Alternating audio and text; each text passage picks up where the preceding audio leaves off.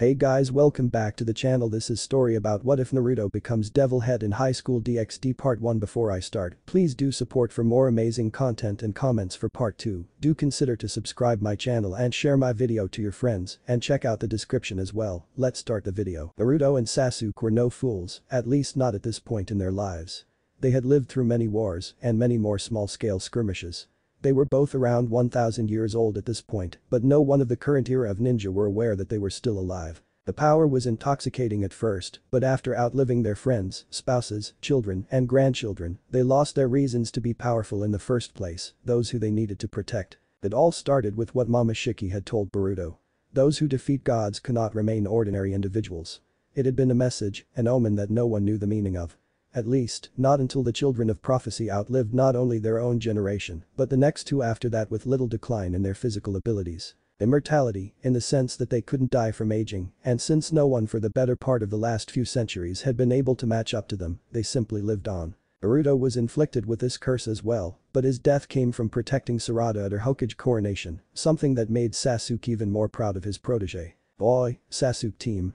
How much longer until we get there? About another 5 minutes, give or take. They were currently trekking through Kagaya's core dimension, having secluded themselves from the modern era. As much as they wanted to, they felt that they had no right to still be influencing the world beyond their time. It'd be like what Madara did all those years ago, coming back from the dead over a century after his natural death. Centuries have passed and yet you're still so brash, dope. Glad to see that you're still the same man you used to be. Sasuke was thankful for his friend's attitude being as immortal as he was physically. It's the only thing that keeps me sane, really, Naruto said with downcast eyes. Time had forced him to mature. The loss of his wife and kids, although he was more than proud of Boruto's heroic sacrifice, had hit him the hardest out of all of his losses. He took to avoiding women altogether, closing his heart to those that tried to court him, and offering nothing more than a scant hello to many who wanted to speak to him. His brash, attention-seeking nature as a kid was the only thing he had to fall back on, and so he did. Naruto dropped his head and sulked, wandering silently beside his only comrade he had left. Pull your head out of your ass, kid, and keep moving. Oh, and Kurama too. We're here, Sasuke said, as they came upon a magnificent castle with a large door.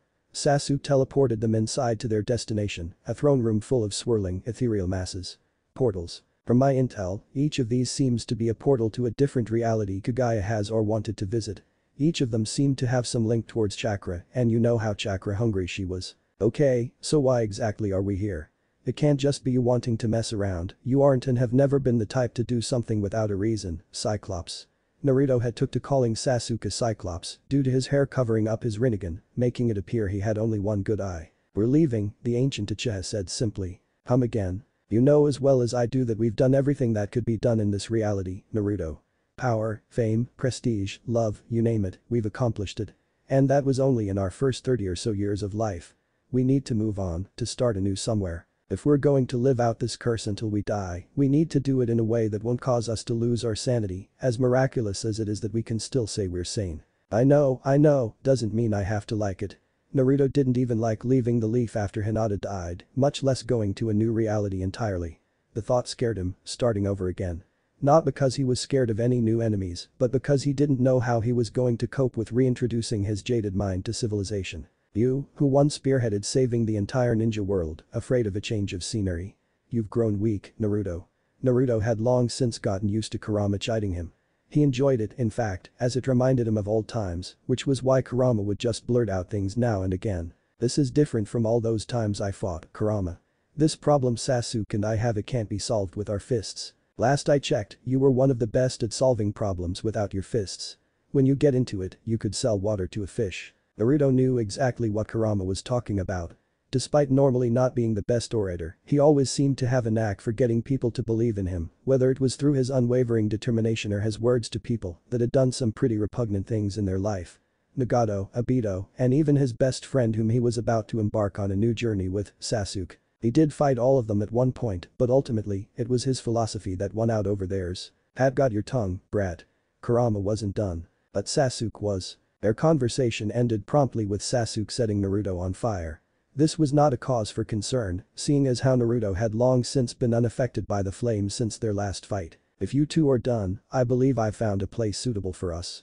The creatures there are strange, but the humans and many other species look and behave like us. If push comes to shove, I'll just bust their faces in if they don't like us, Tobeo. Enthusiastic for a challenge as always I see. Sasuke cinched his eye with the portal, held onto Naruto's shoulder, and transported them off to this new reality, this new beginning. Once they got there, they were not happy. Biblical war grounds. Father, siblings, do you feel that? The Archangel, Michiel, spoke softly when he felt a rift in the space around them. Yes, I did, Michael, one of his siblings, Gabriel, replied. God himself pondered upon these two newfound energies on the battlefield. Were they friend or foe, hostile or benevolent? He could sense no malice from them, only melancholy. One of them also had a beast sealed inside of him. It seemed he had some intricate sealing method performed upon him. It reminded him of the processes he went through to help his prize creations combat those that would take advantage of them from the supernatural world. How he loved humans, and these two looked just like them. Similar to my sacred gears, eh? Michiel and Gabriel turned towards their father, curious of what he was thinking. A blast of magic whipped past their heads, though, which ended their curiosity. War waited for no one. You transported us into the middle of a goddamn war zone, Naruto yelled at the top of his lungs. Fights here and there weren't bad, but he never wanted to be personally involved in a war again. He felt his anger spike, his skin turning golden and eyes forming into crosses. Sasuke kept his cool, looking Naruto straight in the eyes with his own, gleaming set. Maybe war is what we need, after all this time. Naruto simply hissed and growled at him, ready to punch his lights out for even thinking of this. Maybe all this unending time had finally driven his old friend mad. He calmed down somewhat, depowering himself before he made more of a scene than he already had, and began to speak to Sasuke. Listen here, Naruto was cut off, as two gigantic creatures came crashing down right beside them, wrestling for supremacy. Naruto, in what he dubbed Biju Sage mode, could feel the power of everyone around him for miles on end. He had felt these two, a red and white dragon, off in the distance right as they got here. There were a couple of other heavy hitters around, 3 of them in particular catching his interest. One seemed to exude warmth and light, but also had a far more calculated nature to it than would be expected of such a benevolent feeling energy. One was as dark and evil feeling as the very pits of despair, though there was also a glimpse of betrayal. The last one was neither wholly evil nor wholly good. This energy signature was much more laid back than the other two. Eerily, it reminded Naruto of Orochimaru. The dragons themselves were massive swirls of energy and feelings of competitiveness. Their power rivaled a tailed beast's, which, though he'd never admit, made Naruto just the least bit excited. The fighting around them had stopped, save for the dragons right beside them. All of the onlookers, some with black bat-like wings, some with dark feathery wings, and others with white feathery wings, all grouped up around the 4 of them. It was as if they were waiting for something to happen. The stray tail swung at Naruto and Sasuke, who promptly leapt up to dodge it. They came back down, Naruto with a tick mark on his forehead. Boy, you damned overgrown lizards.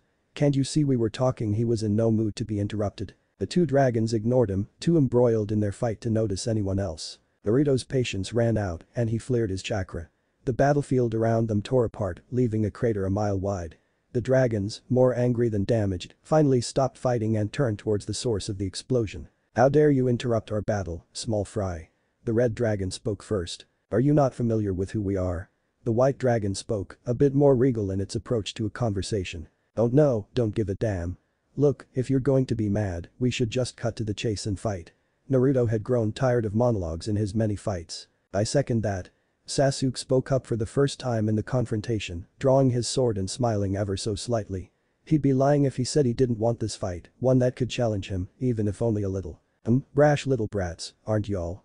Very well then, I, Drag, shall confront you with overwhelming power. And I, Albion, shall confront you with unfathomable grace. The dragons opened their mouths, forming large balls of fire inside. They didn't look like they were going to hold back. Unfortunately for them, neither were Naruto and Sasuke. The 2 shinobi flew forward, dodging the flames that spewed forward and all but disappearing from the side of those with less power. Sasuke ran up Drake's tail, stabilizing himself with chakra as the dragon tried to shake him off. He drew his sword with his one good arm, intending to cut off the appendage he was currently treading. He swung it down, cutting into the dragon's flesh and eliciting a howl of pain from it. Arg. You tiny pest. The red dragon had decided that enough was enough. If he couldn't shake the little bastard off, he'd just crush him under his weight. Getting airborne with his wings and then flipping over, he came crashing to the earth back first, intending to smoosh Sasuke like an ant. He felt something stop his descent, but it didn't feel like the ground. You're quite heavy, huh? Sasuke had manifested his legged Susanoo, which was holding the dragon up with its hands. Drake, feeling as though he was being made fun of, lashed his tail out, knocking the humanoid chakra construct off balance and releasing him from its grasp. Capitalizing on this, he flew forward, headbutting it with his hard body and destroying it. Sasuke came flying out of it, landing squarely on his back. "This dragon is a bit more of a challenge than it should be," he said while coughing in between his words. When did he get so weak as to allow a being like this to push him so hard? This dragon wasn't in the same league as even the initial Kyuubi, let alone its Jinchuriki, whom he has fought and triumphed over, with help from Naruto, of course. He'd have to sharpen his skills again after they were done here. If there was one thing Sasuke Uchiha hated, it was complacency. "It seems that my penetrate ability works on whatever that technique was," Drake thought to himself. He could still feel the pain in his tail from when he had been cut, doing his best to ignore it. This tiny human was no ordinary being, that's for sure. Meanwhile, Shadow Clone Jutsu. Naruto created many copies of himself, surrounding the white dragon en masse. His plan was simple. Punch it until it stopped resisting. That's how he solved all his other problems back home, it should work here. It matters not how many vermin scurry around one, such as I Drake may succumb to this, but I am the superior dragon. Albion looked upward, opening his mouth and letting free a stream of fire, pooling it above his head. The fire coalesced into the shape of a meteor, then dispersed into many smaller fireballs, all coming at Naruto and his clones. This is kinda like Sasuke's fire style, and if that's the case, I know just the trick. Mentally commanding his clones to sync with him, he performed the necessary hand signs and brought forth a jutsu. Water style. Water wall. Naruto and his clones spewed a massive wall of water from their mouths, nullifying all of the fireballs coming at them. Naruto, ever since being given power by the sage, understood chakra on a level deeper than most everyone else and as a result, knew how to perform most jutsu instinctively and could use all 5 chakra natures in combat. Albion rushed through the resulting steam, moving quickly and quietly for a being of his stature. He appeared before Naruto, believing himself to have gotten the drop on him. He swung his tails, clearing out all the clones, but felt something stop his momentum. Looking down, he saw that only one human remained, but this one was holding his tail in place, and its eyes had changed. You should know better than to underestimate a sage. Naruto, having entered sage mode, picked up and swung the dragon around by its tail, releasing it once he got to top velocity and flinging the dragon 50 meters across the battlefield. Naruto's time to enter sage mode was almost non-existent at this point as a result of training it to true perfection. He had nothing else to do, really, with all this unending time. He idly noted that the level of malice here was more than it had been in the elemental nations, and that's saying something considering all the death, decay, and hatred that was present back home. It was as if the very planet itself was weeping. He'd have to do something about that later. Pathetic. This dragon would have been dead by now if you were 17. Kurama chided Naruto. This display he was putting on was a far cry from how powerful he was even when he was just a teenager. I'm not exactly trying my hardest here, but whatever you say, fuzzball. Naruto was slightly irritated. Whatever curse had been placed on them had preserved their strength for the most part, but it didn't stop them from getting rusty altogether. Since they hadn't had a fight even remotely challenging in ages, using their more powerful abilities felt strange. If push really came to shove, he could outdo himself from all those years ago, but it hadn't yet. These dragons were powerful, but no threat to him if he's serious. Sasuke leapt to his side, seeing the slight-windedness of his rival. Out of gas already, dope. Not even close, Naruto responded. The 2 dragons dropped down in front of them once more, irritation evident in their booming voices and in the way they furiously moved their reptilian bodies. The atmosphere around them began to heat up tremendously, and storm clouds formed overhead as the 3 factions watched these monsters go at it. Sasuke idly noted that these were the perfect conditions for one of his custom-made jutsu. The dragons' bodies themselves were heating up, glowing even. The leaders of the 3 factions recognized what was about to happen and commanded their legions to withdraw to safety. Now, it was just the 4 of Naruto, Sasuke, and the dragons on the battlefield, plus Naruto's sleep-in residence. Even I can see that they're trying to self-destruct, Naruto announced lamely. He really hated when his opponents did that, it almost always ended up being some catastrophic cop-out because they're losing. Naruto, you focus on defense. I'll deal with this. Sasuke barked out orders, wanting to see just how far he could push himself, taking on both dragons at once. Naruto silently obliged, though Sasuke ordering him around still grated his nerves. He formed his Kyuubi chakra cloak over both of them. The skies started to illuminate, lightning dancing across the skies. Sasuke would tame it once again. Just as the dragons were beginning to explode, a roar could be heard from the skies, and another dragon could be seen sitting in the clouds. One of the observers, a leader by the looks of his 12 midnight dark feathery wings, observed this exchange that was about to happen with vested interest. By the gods, these 2 could change the very history of our world, and we don't even know where they came from. The possibilities both excited and terrified him. 2 obvious deities, with the power to clash with the 2 heavenly dragons. and they're not affiliated with any pantheons that he knows of. Azazel was no fool. He knew he had to get on these two's good side if they survived this bout. Back to the fight, Sasuke smirked as the familiar sensation of guiding Kirin graced his fingertips as he raised his single arm. The name of this jutsu is Kirin. Began, with a thunderclap. He brought his arm back down, and the lightning dragon struck just as the explosion ripped out from the dragon's epicenter. The attacks collided, engulfing the crater Naruto had left in brilliant flashes of lightning and embers.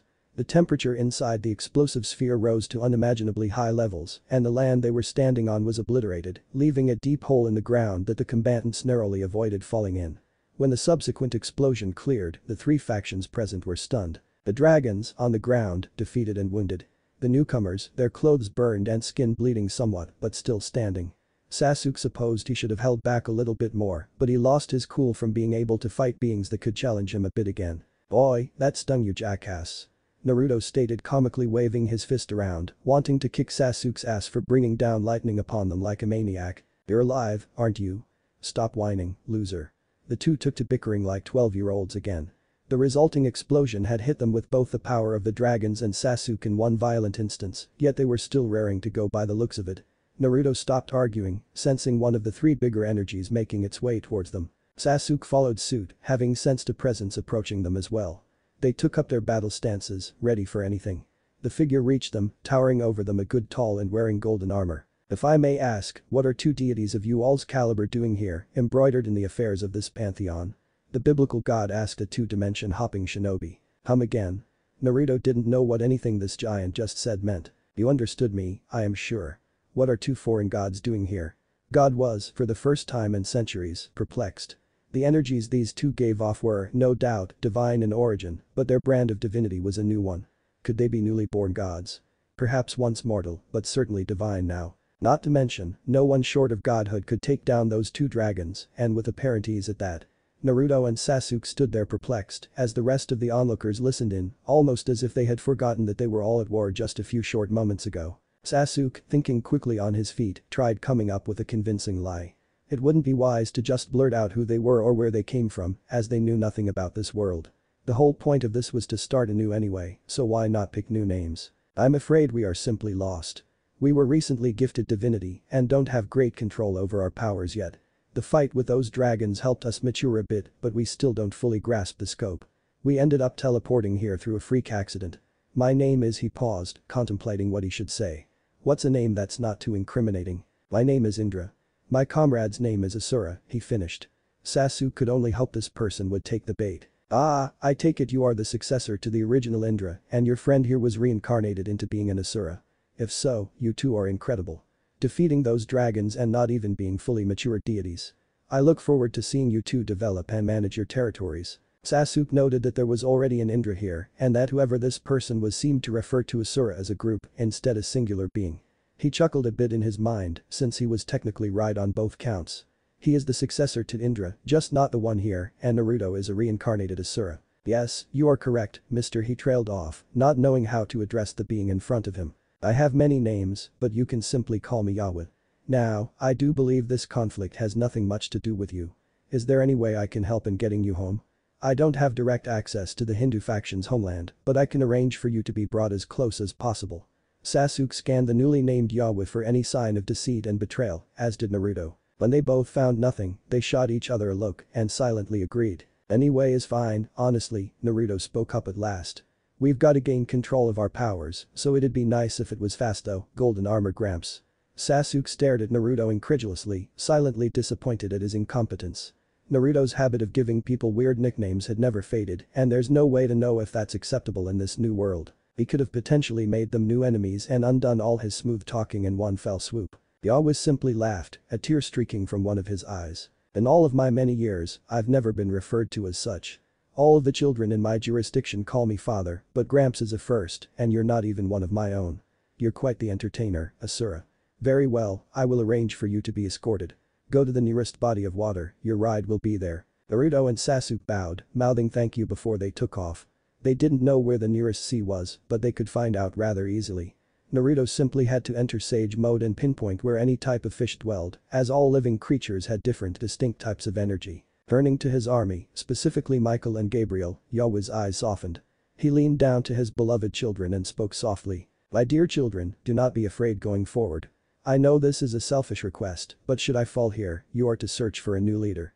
You may take your choice, as I believe that I have taught you well, but before I go, know this.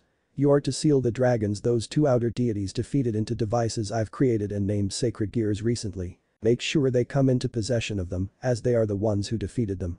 The angels shook their head, barely holding in their sorrow. The two archangels couldn't contain themselves at the thought, as tears streamed down their faces. God knelt down and wiped the tears from their faces, giving them a reassuring smile. He could feel his power fading, so that's why he brought up the possibility. He stood to his full height, turning around back to the decisive battle at hand. He raised his voice, and it was heard all across the battlefield. Well, shall we continue, my wicked children? Unknown Sea. Well, now what? Naruto asked. They had come to the nearest body of water and were waiting patiently for this escort they were promised. Sasuke deigned not to teleport, as he was not sure if the beings here could sense disturbances in the space-time continuum at this distance, nor did he know his way around. Teleporting at random to places they've never been was a risk. Are you sure we aren't being led on, Sasuke? You inspected him just as I did. I found not even a hint of malice in him, but I admit, appearances can be deceiving. Naruto crossed his arms, almost convinced that they were being tricked. It would be easy, after all, considering they knew nothing about anything in this realm. How things worked, where things were, who's who, etc. Suddenly, the surface of the water was disturbed ever so slightly. Naruto felt this disturbance and looked down, only to be met by a gaping mouth less than 5 feet away from him. What the fuck? He shouted, alarming Sasuke, he himself looking down. On this day, Naruto and Sasuke would become familiar with the biblical tale of Jonah and be swallowed whole by a whale. You see, Sasuke got eaten by some fish-whale hybrid. Man, I hate getting eaten, Dadabayo. Naruto was exasperated. This marked the third time something had eaten him in his long life, and probably the 100-something had tried to eat him, half of those probably coming from Kurama alone. First it was a giant snake, then the 4 tails. Speaking of him, he'd have to ask Kurama where the other tailed beasts were. He hadn't heard from them since crossing over to this dimension, and now some freaky aquatic animal sent by a divine whackjob. Fate hated him, apparently. Sasuke wanted to agree, in all honesty. He wanted to just burn this odd-looking creature from the inside out with Amaterasu, slice open its carcass, and take his chances wherever they tumbled out. They were more than capable of defending themselves, by the looks of things. Those winged beings all acted terrified of those dragons, and the dragons weren't even half of his or Naruto's full power. But he didn't. Upon closer inspection, this creature hadn't even tried digesting them. They were definitely in its stomach, but nothing was eating away at them. No stomach acid or other agents of breakdown were present. If it had truly wanted to try and eat them, it would have done something by now, as it felt like quite some time had passed. He'd give it another short passage of time before he went gung-ho to see where this lead. Now, he just had to calm down Naruto. Opening his mouth to speak, he was interrupted by said blonde. I already know what you're going to say. It's dangerous to just up and kill the thing because we can end up in unfamiliar territory not knowing our way around. That's one of the situations a ninja is most likely to die in. I'll wait it out until this thing tries to actually eat us. Sasuke was oddly proud. It seemed that Naruto's time as Hokage had made his mind more strategic after all. Still, he preferred when he acted brash and irrational, throwing caution to the wind and facing his problems head-on. Something Sasuke himself couldn't do until he had the ability beat into him by said blonde. All throughout his life, all he ever did was run away from his problems. Itachi? He quite literally ran away from his home to gain more power to kill him. Sakura? He didn't know how to deal with her, so he pushed her away at every turn. Why she fell in love with him, he'll never know. Naruto? Well, Naruto is probably the single biggest example of that. He couldn't bear Naruto being as strong as he was, so he ran away. He couldn't bear Naruto continuing to pursue him and even laid down his life for him, so he ran away some more. He couldn't bear having to face Naruto's resolve, so he ran away even more. Naruto personified the courage and determination Sasuke did not have early in his life. He was manipulated and played like a fiddle, with no purpose to actually call his own. Killing Itachi was a construct of Itachi himself. He hadn't lied to Sasuke when he told him that he was letting him live for his own benefit all those years ago. He wanted to be dealt with by an Uchiha and an Uchiha only for his sins, attempting to cradle Sasuke and direct his life without any input from himself. Orochimaru got into his head with promises of power, but that power wasn't for him, but for Orochimaru himself as he wanted to take over his body. Obito directed his hatred to the Hidden Leaf at large, especially Danzo, and so on and so forth. Naruto, on the other hand, had always made his own decisions. Bringing him back to the leaf was something he was adamant about even when others tried to talk him out of it, he had been told. Jiraiya was against it initially, Kakashi had resolved to kill him, and even Sakura had tried to talk him out of it by making a fake confession of love.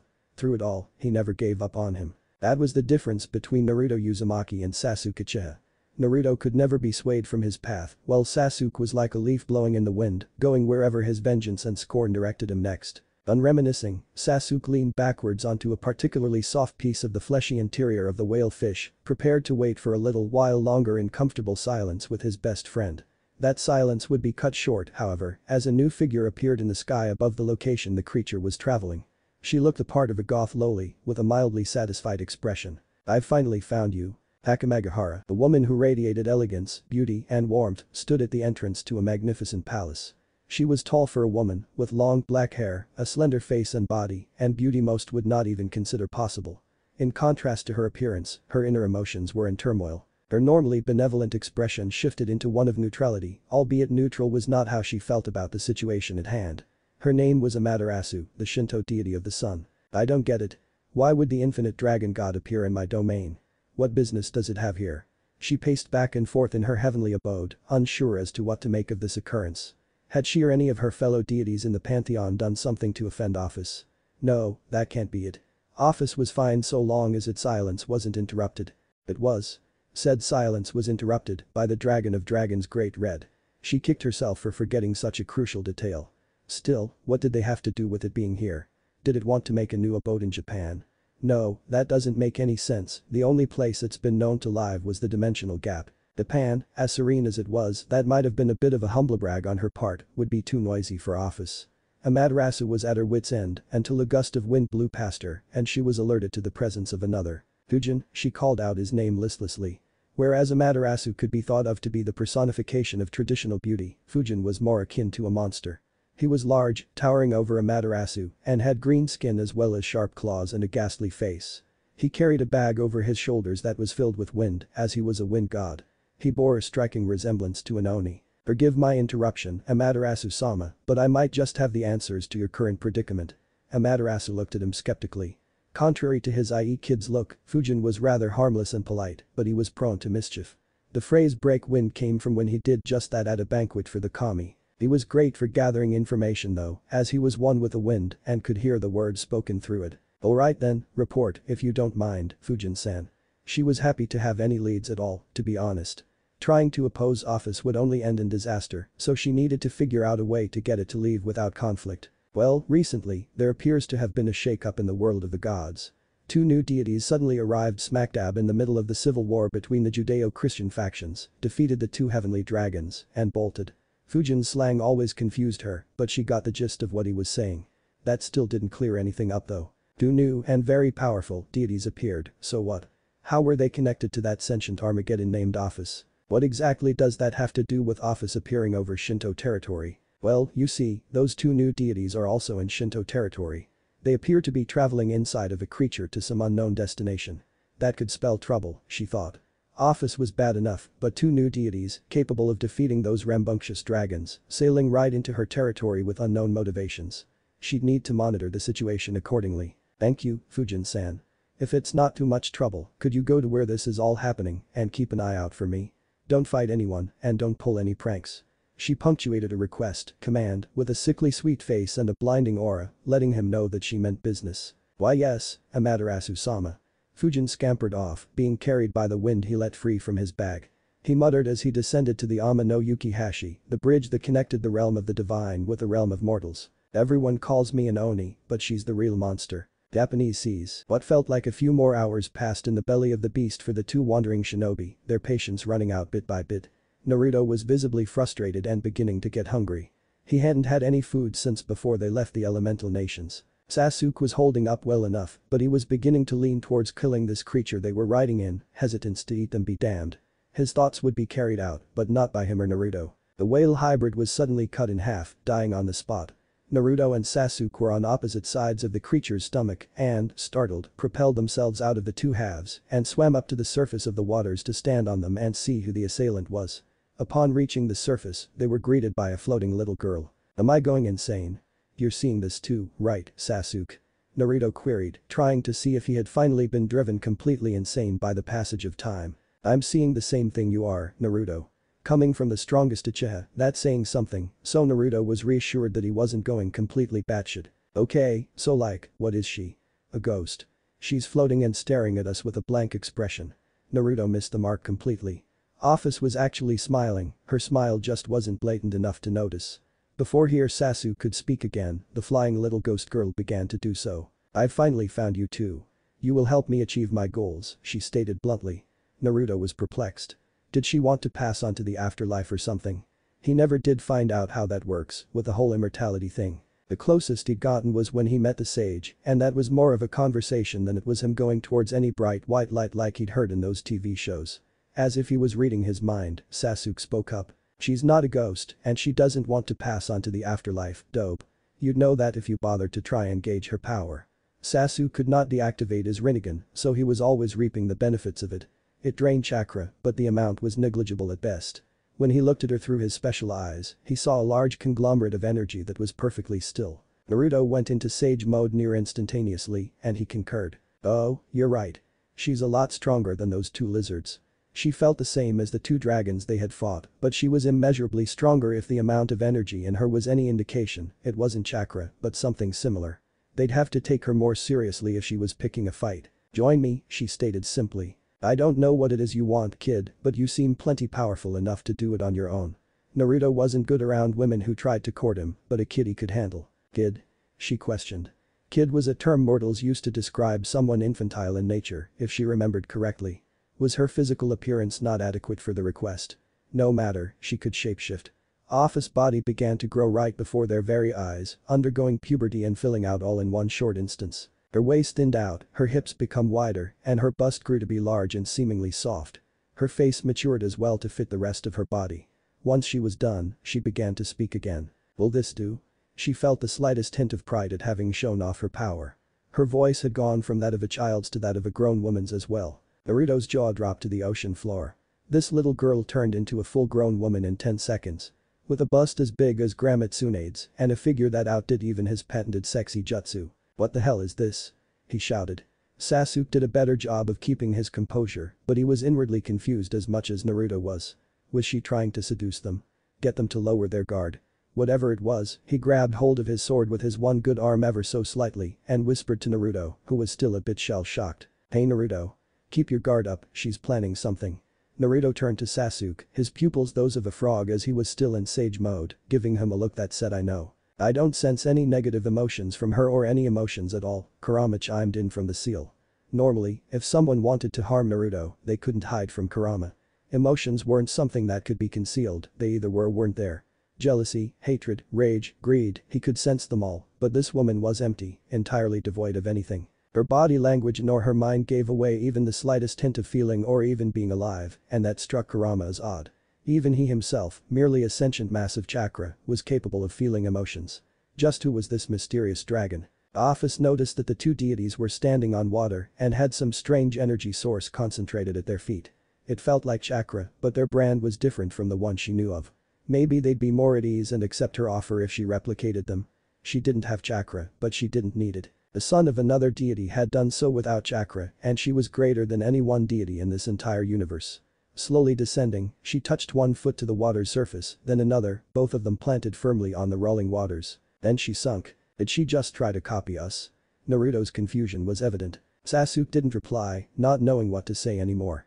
Both of them could have swore they heard laughter in the distance, but paid it no mind. Office floated back up out of the water, her clothes soaked, but her expression as stoic as ever. She stayed airborne, however, apparently not wanting to risk sinking again. She turned towards the two shinobi, who, even in their confusion, still had their battle stances ready.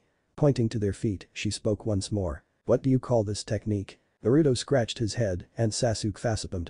Whoever this kid-woman thing was, she wasn't smart enough to be effectively hostile. They relaxed their stances. It's just basic ninja techniques, Naruto blurted out. He saw no harm in telling her what they were doing. If someone could kill them just by figuring out how to do something as basic as walking on water, they never had a chance in the first place. Ninja. Office cocked her head, unfamiliar with the term. What is this ninja? Naruto turned to Sasuke, silently pleading with him to back him up. Sasuke sighed, as he knew he couldn't avoid being thrust into the frying pan in this situation. He quickly came up with a half-baked vague answer that he hoped would get her to leave them alone. A ninja, or more accurately, a shinobi, is one who endures. He remembered Naruto saying that to him. Apparently, Jiraiya had once told him the same thing. It was the truth, but not the entire truth. The office pondered this newfound information. These two were strong, easily disposing of Dragon Albion from what she'd seen. That petty civil war between the devils, angels, and fallen didn't catch her interest until these two had shown up. Perhaps, if she were to acquire these ninja techniques, she could convince them to help her remove the giant red pain in the ass, taking residence in her abode. She inquired about the possibilities. Is it possible to learn these ninja techniques? Yeah.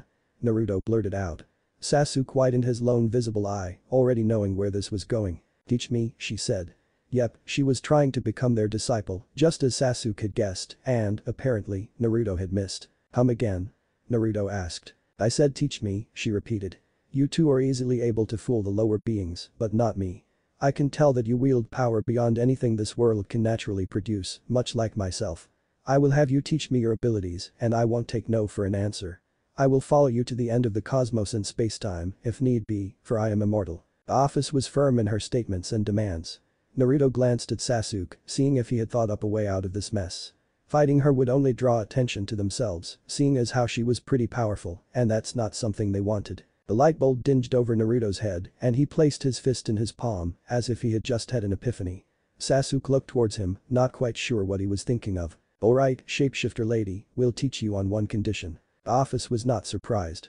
Beings had asked many things of her over the centuries, be it power, blessings, or even luck. She could grant nearly any wish one's heart desired, even those of a deity. This situation was no different. Very well. Speak your wish. Naruto opened his mouth. Could you show us around? We're kinda new here and don't exactly know our way around. If you're gonna be traveling with us, you could impart some knowledge, you know. Naruto was unaware that he had stacked his mother's verbal tick on top of his own as the years passed by. Sasuke briefly thought about this decision. It would be helpful having someone that knows their way around guide them, just so they could find a place to settle down. Naruto could sense life signatures for miles around, and he himself could teleport, but they weren't acquainted with anyone here. There was no telling who or what might try to ambush them for their power, as they are apparently unnaturally powerful in this world, if the she-dragon was to be believed. The dragon herself is an uncertainty, but she seems to act more like a child with immense power, rather than a cunning tactician. Still, he'd have to keep an eye out if she was going to be accompanying them. Looks can be deceiving after all, as Obito showcased back in their world. I second my peer's request, he blurted out after finishing his thought process. That is a very simple request. They were essentially just asking for directions. A very low-maintenance request, but she granted nonetheless. It only made things easier for her. Very well. Is there any place you would like to reside? Naruto and Sasuke conversed with each other, turning their backs to office, but still keeping a keen eye on her with their senses. We were supposed to be going to the place Golden Armor Gramps was sending us. Some Hindu territory. I know, Sasuke replied, but we don't have to go there now, especially with no knowledge. There's apparently already an Indra in this reality, and some group called the Asura. I don't think they'd much like it if we just showed up impersonating them.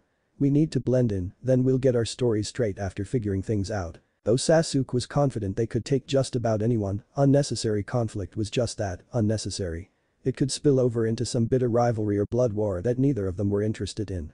It's better to gather data on this place's customs, rules, and history in discreet.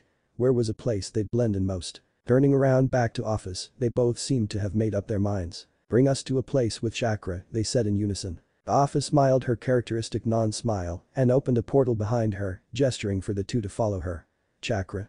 She knew just the place, and they weren't far from it to boot. It was filled with yokai, all of whom used chakra on a daily basis. Hyodo, if she remembered the name correctly. A gust of wind rushed past the trio, and all three of them felt a presence.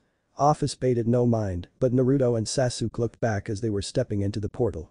Both of them knew they were being watched, but whoever the perpetrator was hadn't made a move, so neither did they. If push came to shove, they'd do what needed to be done, but for now, they walked into the portal. Fujin appeared, riding on the winds. His green face had broken out in a sweat, terrified of the conglomerate of power he had just felt. He must report this back to Lady Amaterasu. Directing the wind so he could go back where he came, he spoke to himself to release some tension. I know what I said about Lady Amaterasu, but those three are the real monsters. A portal opened in the outskirts of a grassy field, and out came the three who entered it. Office floated out first, followed by Naruto and Sasuke. Naruto, having been in sage mode, was immediately assaulted by the signatures of numerous lifeforms and the familiar, yet also different, feeling of chakra. The landscape wasn't much different from back home, surprisingly. Lots of nature, though there appeared to be some sort of settlement in the distance with what looked like buildings. He guessed that that was their destination. The ground cracked under the weight of their combined power. Why did that just happen? Naruto was confused. Did the ground in this place always do that? It would be a pain if that was the case to walk, he'd have to use 6 paths age mode just to get around, since he could fly in that form, and Sasuke would have to use his hawk summon. On that note, could you even summon in this place? He'd have to read up on the rules of this reality soon, so they could get their bearings about them. Too powerful, Office said simply. If it was only me, there wouldn't be a problem, but with you too, the realm seems to distort around us. Office was, for the first time in a very long time, mildly excited. These two could affect the environment around them simply by existing, something she had not seen from anyone other than herself. Her silence would be obtained in short order if their power was the real deal. Sasuke, expecting something like this, thought diligently. They'd stick out like a sore thumb if they went around cracking the ground and affecting the landscape, so they'd probably have to operate at very low levels of their chakra output. How much, however, was left up to what Naruto was feeling. Naruto was just finishing up his evaluation of their surroundings.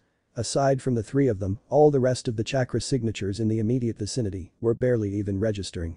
They were there, but they were small, akin to them when they were genin, maybe even academy students. There was one in particular, though, that caught his eye. It felt like Kurama, albeit not as powerful, but still noticeably larger than everyone else's he had felt. It was stationary at the moment, but it piqued his interest. He turned to Sasuke, who looked like he was expecting an answer, and then to Office. "We'll just suppress ourselves then," he replied to her. From the feel of things, they'd have to suppress themselves to genin levels to not stick out, as much as they probably already had anyway.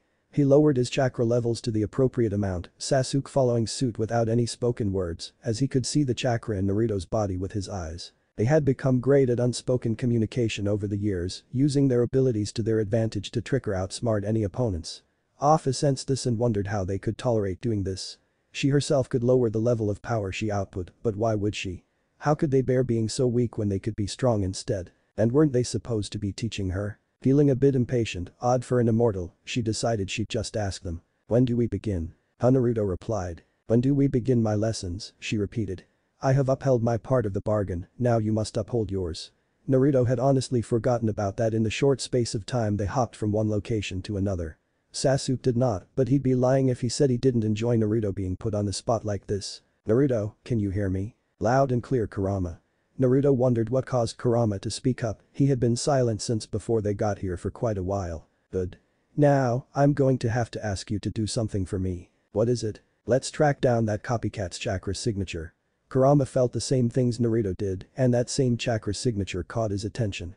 Naruto knew who he was talking about, that signature that resided in the village up ahead that felt similar to him. "Why though? You feeling lonely or something, fuzzball?"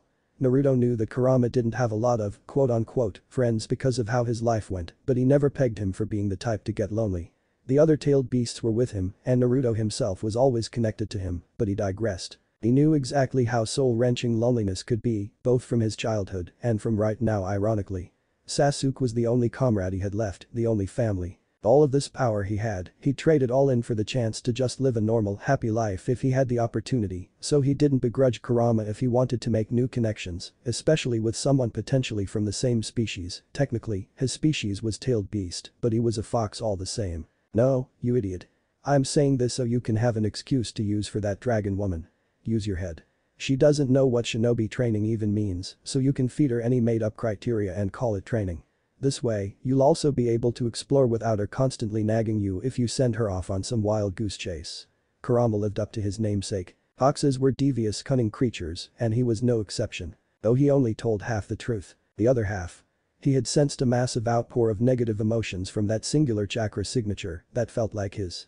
He had since let go of his own rage and hatred, opting to befriend someone for the first time, and was slightly put off by just how much negativity was flowing from that singular source. It bothered him, as much as he'd deny it, that someone else, potentially of the same species of him, could feel that way. Maybe he was losing his edge. Maybe he had gone soft, or maybe, just maybe, he had grown a heart. Naruto, understanding his reasoning, turned back to Sasuke.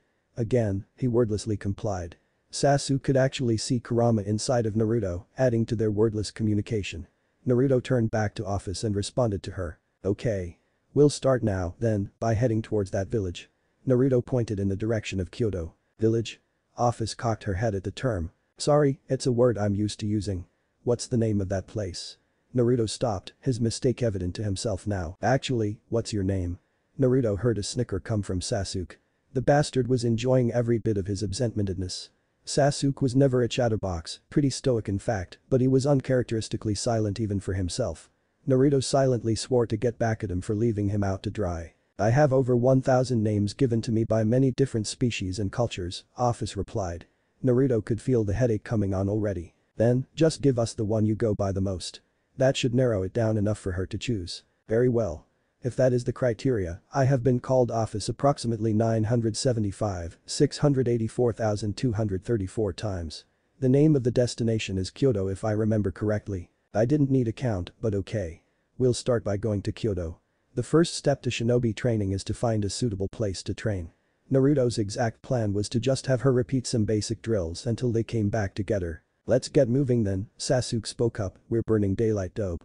As much as he liked seeing Naruto struggle, they really needed to start moving. Staying in one place for too long could lead to a lot of problems, since they don't exactly have alibis for every situation. He began walking towards Kyoto, the other two following suit. Akamagahara, earlier, and that's the gist of it. Fujin had come back and finished giving his report to Amaterasu, who was utterly confused. So these two mysterious gods have taken on Office as an apprentice. She couldn't even begin to fathom what was going on. That is what the winds told me, yes. And they're headed for a place that's populated with chakra. She was worried. What could beings as powerful as them possibly want with chakra? Especially Office, she could raise the entire population of yokai there to the ground if she so felt, she didn't need chakra. Unless. Amaterasu's head started spinning, coming up with all sorts of doomsday scenarios for her and her children. No one could stand up to those two nameless gods in her pantheon if their dismantling of the heavenly dragons was to be believed, let alone Office. She would need to personally intervene herself and find a non-violent way to get them to leave. Or maybe she could benefit from their presence. It appears that they've landed in Kyoto. Fujin-san, did they say what exactly their purpose was? Fujin had simply been on standby, waiting for her to finish her thoughts. I didn't hear any clear-cut proclamations, he responded. Maybe I can give them a purpose. I will leave at once. Kyoto, Naruto, Sasuke and Office had come upon Kyoto, blending in rather seamlessly thanks to their henge and Office's shape-shifting abilities. Naruto had told her that stealth was a part of shinobi techniques and she readily went along with the plan. They walked through the place, taking note of all the people, or rather, beings passing by. Half of these people here have chakra and half of them don't, Sasuke pointed out. It was still better than the chakra-less warzone they had dropped into when they came here, so no complaints there. Still, everything here was weird. The people that did have chakra didn't have any chakra coils, the chakra was just one big mass residing in their bodies. His eyes discerned various different temperatures of chakra as well, some of them fiery red, some cool blue, and some in between. Naruto was not so vexed. Chakra was a representation of its wielder, after all. Sasuke's chakra was constantly cold and dark back when they used to fight, and he had only gained more understanding from the sage of how chakra worked. After about 10 minutes of walking and avoiding conversations with overly eager people, they came upon their destination, well, the place where they'd drop Office off, anyway. The lake distanced from the hustle and bustle of the buildings and people roaming between them. Alright, here's where we'll train, Naruto announced. He popped a few shadow clones into existence, amazing Office even further, and started standing on the surface of the lake. There aren't any chakra signatures around, so there was no one around to see them or interrupt. Sasuke did the same, effortlessly walking onto the lake and standing on it. Alright, so, the trick to this is, Office had already leapt onto the water and sunk again, stopping Naruto mid-sentence. He sweat dropped, amazed at this powerful being. Despite her adult body, she had chosen to stay fully grown for some reason. She was more like a little kid than someone who had enough power to obliterate most things without a trace. Even though she's likely going to be a pain in the ass, her childlike exuberance amused him. He sorely missed interacting with the kids of Konoha and the other villages, since he and Sasuke had secluded themselves from the world ages ago. His own kids, obviously, filled him with the most joy. Office couldn't replace them, but she could make him chuckle at least from time to time. Office floated back up from the water, clearly displeased if the nearly imperceptible downturn of the corner of her lips were to be taken at face value. I still don't understand. You merely stepped onto the water with energy concentrated at your feet. I have done the same as you, but no results. There's more to it than that, Sasuke stepped in. Simply focusing energy to your feet won't allow you to do this. Water is not a stagnant object if disturbed, so your energy shouldn't be stagnant either. Take a look at what we're doing again. Office looked at their feet, and sure enough, the amount of chakra they were sending to their feet was in constant flux. She looked at Naruto's clones, and they were all doing the same thing as well. This is difficult. Office knew she was going to have a hard time with this. She had never needed to regulate her power this precisely with this amount of frequency. Giving portions of it away and erasing things was much easier. The more you practice, Sasuke Flash stepped a large distance across the lake, appearing in a spot about 30 feet away in an instant, the better you'll get and the more things you'll be able to do. He was silently enjoying teaching her, though he wondered why Naruto and his clones were so silent. Turning around, he came upon the scariest sight he had ever seen. Nothing. Naruto was gone, and in his place, a scroll in a bottle. Where the hell did he get a bottle? He opened the bottle, took out the scroll, and read its contents, already knowing what it said. I know you've always wanted to teach your very own genin, no matter how much you deny it, so I'm giving you that chance now. I'll be back after we go investigate that crazy chakra signature, good luck. P.S. I made shadow clones so she would ask about them. Now you have even more material to teach. Aren't you excited? Sasuke closed the scroll and incinerated it with one glance, sighing to himself. He was essentially stuck playing babysitter, no doubt because of his own silence back when they first met Office.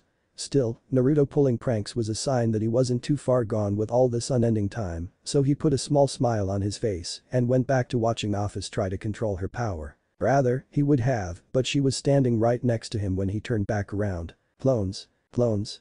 Sasuke repeated, not sure if she was making a statement or asking a question. Teach me. Sasuke, upon second thought, realized that Naruto was probably just playing hooky. Jackass. Empty alleyway. We sure gave him the slip, didn't we? Naruto puffed his chest out at having evaded Sasuke. Sneaking up on and escaping him were very hard things to do, after all. Could you be any more of a kid? Kurama responded.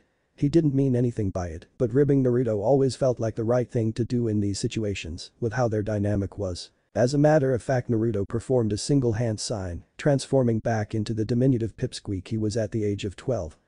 He finished with a goofy smile. Never would I have thought that the day would come that I would get used to your antics, but here we are. Naruto continued walking down the alleyway he had come upon. His speed was such that he could be at his destination in a matter of minutes if he wanted, but he was always a sucker for sightseeing. Exploring a new reality terrified him at first, but after seeing just how similar everything here was, he decided he'd give it a go. Yeah, here we are, he repeated. Hey, I've been meaning to ask this for a while now, but where are the other tailed beasts? I can't hear them, but I can still sense the fragments of chakra they gave me. Naruto had not heard a peep from the other tailed beasts, so he was curious about that. He released the transformation jutsu and waited on an explanation. They're sleeping, Kurama replied simply. What, that's it? Yes, that's it. You don't think transferring across space and time was easy, do you? Someone had to supply you with chakra to make a jump to an entirely different reality, and that someone just happened to be my siblings and I. Since you only have fragments of them, you used up almost all of their chakra in conjunction with my own. Naruto stopped in his tracks, his hand placed on his chin in thought. He did remember Sakura having to essentially be a chakra battery for Obito to connect to and traverse Kagaya's dimensions. The same thing probably applied here. Sasuke did always talk about how draining it was to dimension hop. He was brought out of his thoughts by the sudden onset of a bright light in his vision. Naruto closed his eyes, entering sage mode, and felt someone appear that felt like they were one with nature. Different from how a sage like himself was, but also similar. When the light died down, he opened his eyes to the visage of a tall woman garbed in a kimono. Greetings, she said in a polite manner. Do you know who I am? Naruto didn't really, but he had a clue that she was some type of divine being, judging by how she felt. Hopefully, she wasn't here to pick a fight. Can't say I do, he replied. Mentally calling upon Kurama, he asked the obvious question. She got any underlying negative emotions, Kurama? No, not from what I can feel. She seems more relieved than anything. Well, it'd be my pleasure to introduce myself. My name is Amaterasu Amakami, and I am the chief deity and overseer of this great land you see before you. Amaterasu spoke with an air of dignity and pride about her homeland, her nursery. So, you're the boss around here? Amaterasu giggled at Naruto's question. I suppose you could say that, she replied. Enough about me, though. Care to introduce yourself? Naruto took a second to remember the fake alias Sasuke had come up with for them. It was just their ancestor's name, if he recalled correctly. My name's Asura. Just Asura. So you're reincarnated. Amaterasu supposed that he didn't quite want to tell her his real name, instead going by his classification. She'd leave it at that for now, as he didn't seem like the malevolent variety of Asura now that she's met him. Yes, he replied. Technically, he wasn't lying. Technically. Oh my, for a reincarnation such as yourself to be as powerful as you are, that's a surprise. Naruto didn't like the implications of her sentence. He was instantly wary of this woman. You know about my power? If he was correct, she'd been watching him. Yes, of course, as I've said, I am the overseer of this land. Very little goes on without me knowing about it, and word tends to spread fast about people with power, such as yourself anyway. This peculiar form of yours is a good indication that the rumors are true. Naruto silently cursed, he forgot he was in sage mode. Being that he had reacclimated to the form after his fight with the dragons, it felt as natural to him as being in his normal state. He'd stay in it, now that the cat's out of the bag anyway. I assure you, I mean no harm. In fact, I came with a request of sorts. Should you accept it, I'll afford you any number of luxuries you want. Naruto sat by, idly weighing the pros and cons. This person was a total stranger with unknown motivations and a relatively large amount of power. Not as much as his own, but enough to dwarf everyone else's present in the immediate area. If there was anything that he had learned, though, it's that power meant status, and status meant authority. This could be his chance to learn more about this dimension. Kurama hadn't sensed any negative emotions, so it should be fine doing some grunt work for info. He didn't mind. I'm listening. He had his own agenda currently, but a detour wouldn't be so bad if this person held up their part of the bargain, and if she didn't, he could just kick her ass. Perfect. Now, I'm going to need you to find this being. She conjured up an image of a beautiful woman with 9 tails swishing behind her, and when you do, you must detain her. Take as much time as you need. Find and detain. Easy enough, he supposed. He had a hunch that the person he was currently on his way to find was a 9-tailed fox themselves, so this might have been a stroke of luck if the image was the same person. Is there a name to this mystery fox? Naruto asked. The Amaterasu flushed slightly, forgetting such an important detail. The Momo no Mei. Shady district. The Momo no Mei was a lady of exquisite tastes in men. She had moved across the lands and had many names given to her, her current one meaning Jeweled Maiden, a nickname she had thought up herself, thinking it was rather fitting in her vanity. She was smart, beautiful, and unmatched in terms of appeal, as many of her past partners could attest to. Well, not many of them, per se. Most of them weren't in any condition to talk or even breathe. Their life energy was delicious, though.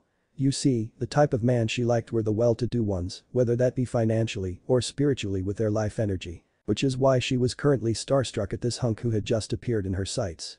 Her luck had run out and she was exposed by one of those rotten onyaji punks before she could finish her latest meal.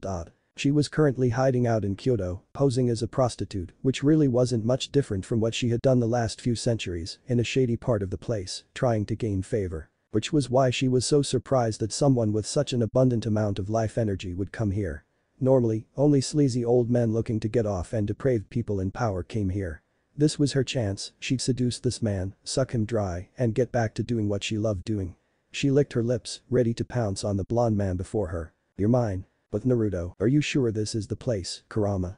Naruto found himself having second thoughts about this request from Granny Sunshine, his nickname for Amaterasu, and, increasingly, his own agenda, since they seemed to be the same thing now.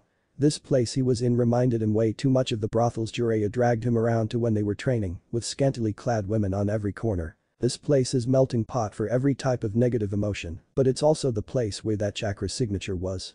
Use Sage mode, you'll feel it yourself. Naruto sighed, he knew there was no point in doing that. Kurama was right, he had followed that fox-like chakra signature all the way here.